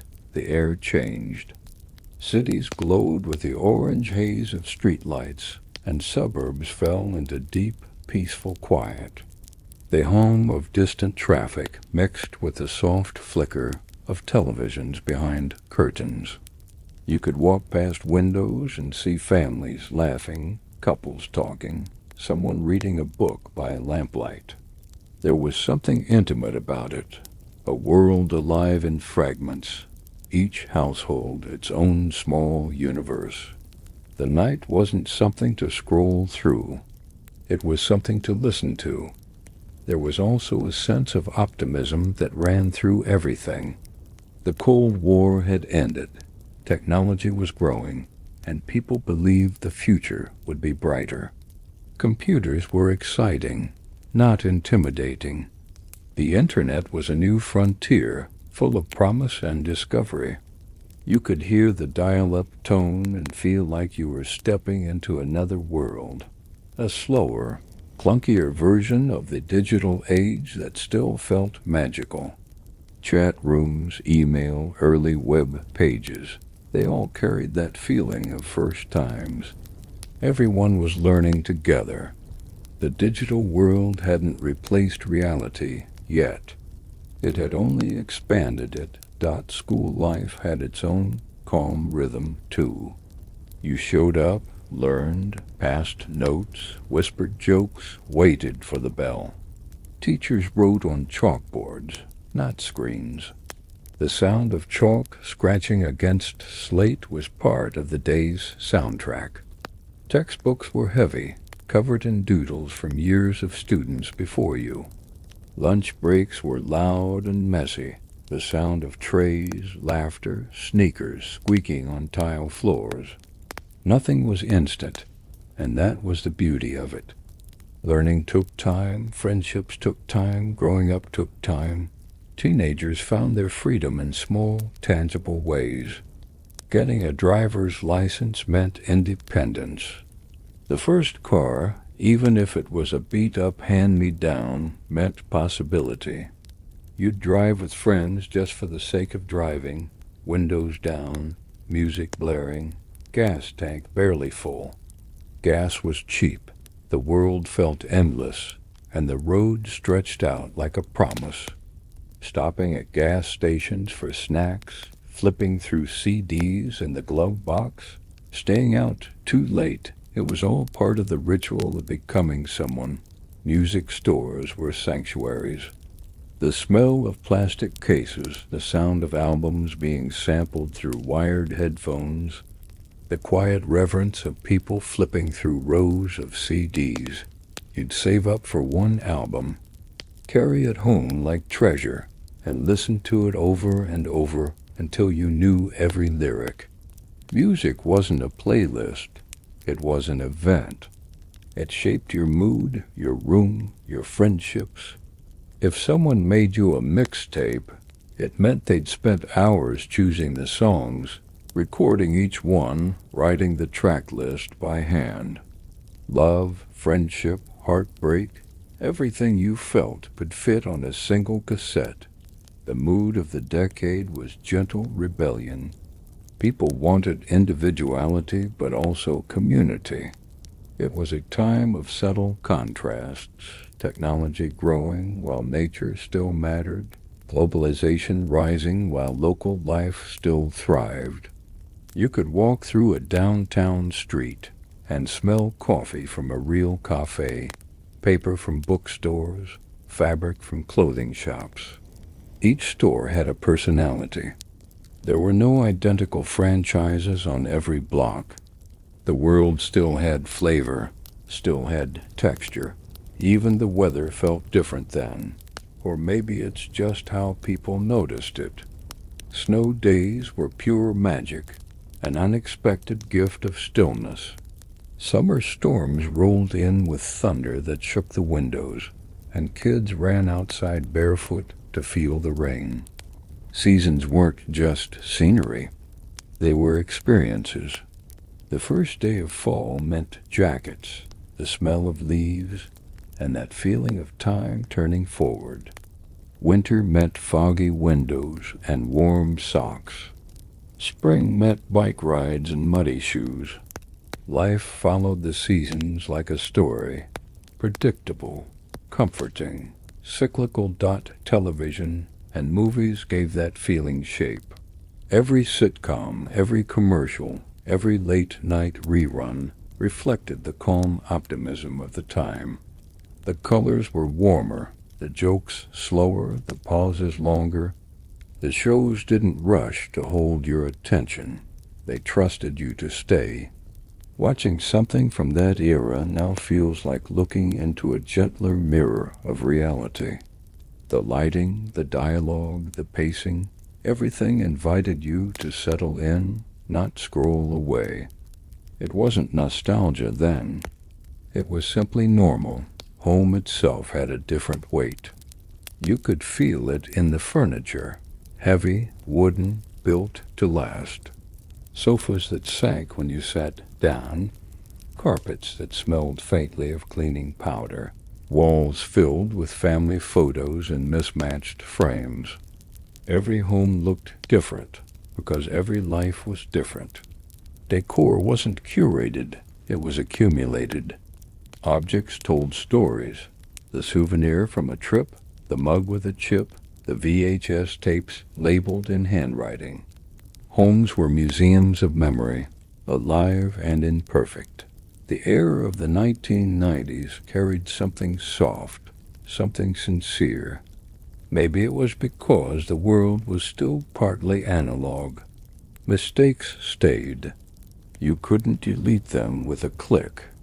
You learned patience from waiting, for photos to develop, for letters to arrive, for movies to rewind. That waiting gave joy its sharpness. When you finally got what you'd been anticipating, it meant something. The decade had texture because it wasn't frictionless. Nostalgia for the 1990s isn't just about objects or music or fashion. It's about the feeling of being grounded, the sense that the world was still big enough to explore, but small enough to hold. You could dream without being overwhelmed. You could be yourself without broadcasting it. Life had fewer filters, and because of that, emotions ran deeper. Happiness felt simple, sadness felt real, and hope felt constant. People didn't try to capture every moment. They lived them, and those moments became memory because they were allowed to fade naturally. If you walked through a neighborhood back then, any neighborhood, you'd see that quiet pulse of life everywhere. Kids drawing chalk lines on driveways, dogs barking behind fences, sprinklers ticking back and forth across lawns. A radio playing somewhere in the distance, maybe a lawnmower starting up, someone whistling while washing a car. These were the background sounds of normal life, and they carried a strange peace. It wasn't the absence of noise, it was the presence of rhythm. Everyone moved to the same tempo, without realizing it. At night, when the world went quiet, you could hear yourself think. You'd lie in bed, staring at the ceiling, maybe with the faint hum of a fan or the sound of a car passing outside. You weren't scrolling or streaming, you were being. You let your thoughts wander. Sometimes you worried, sometimes you dreamed. But you gave your mind space to breathe, and that space is what made everything else clearer. The stillness wasn't empty. It was full. That's what the 1990s really were. A decade that still belonged to the senses. A time when you felt life in textures, sounds, smells, and silences. When time moved at the speed of people, not machines. When connection required presence and presence required patience. The world has changed in ways that no one then could have imagined, but the memory of that rhythm remains. It's the quiet echo of a simpler pace, the warmth of a slower light, the comfort of knowing that once, not so long ago, everything was a little bit slower, a little bit softer, and a lot more human.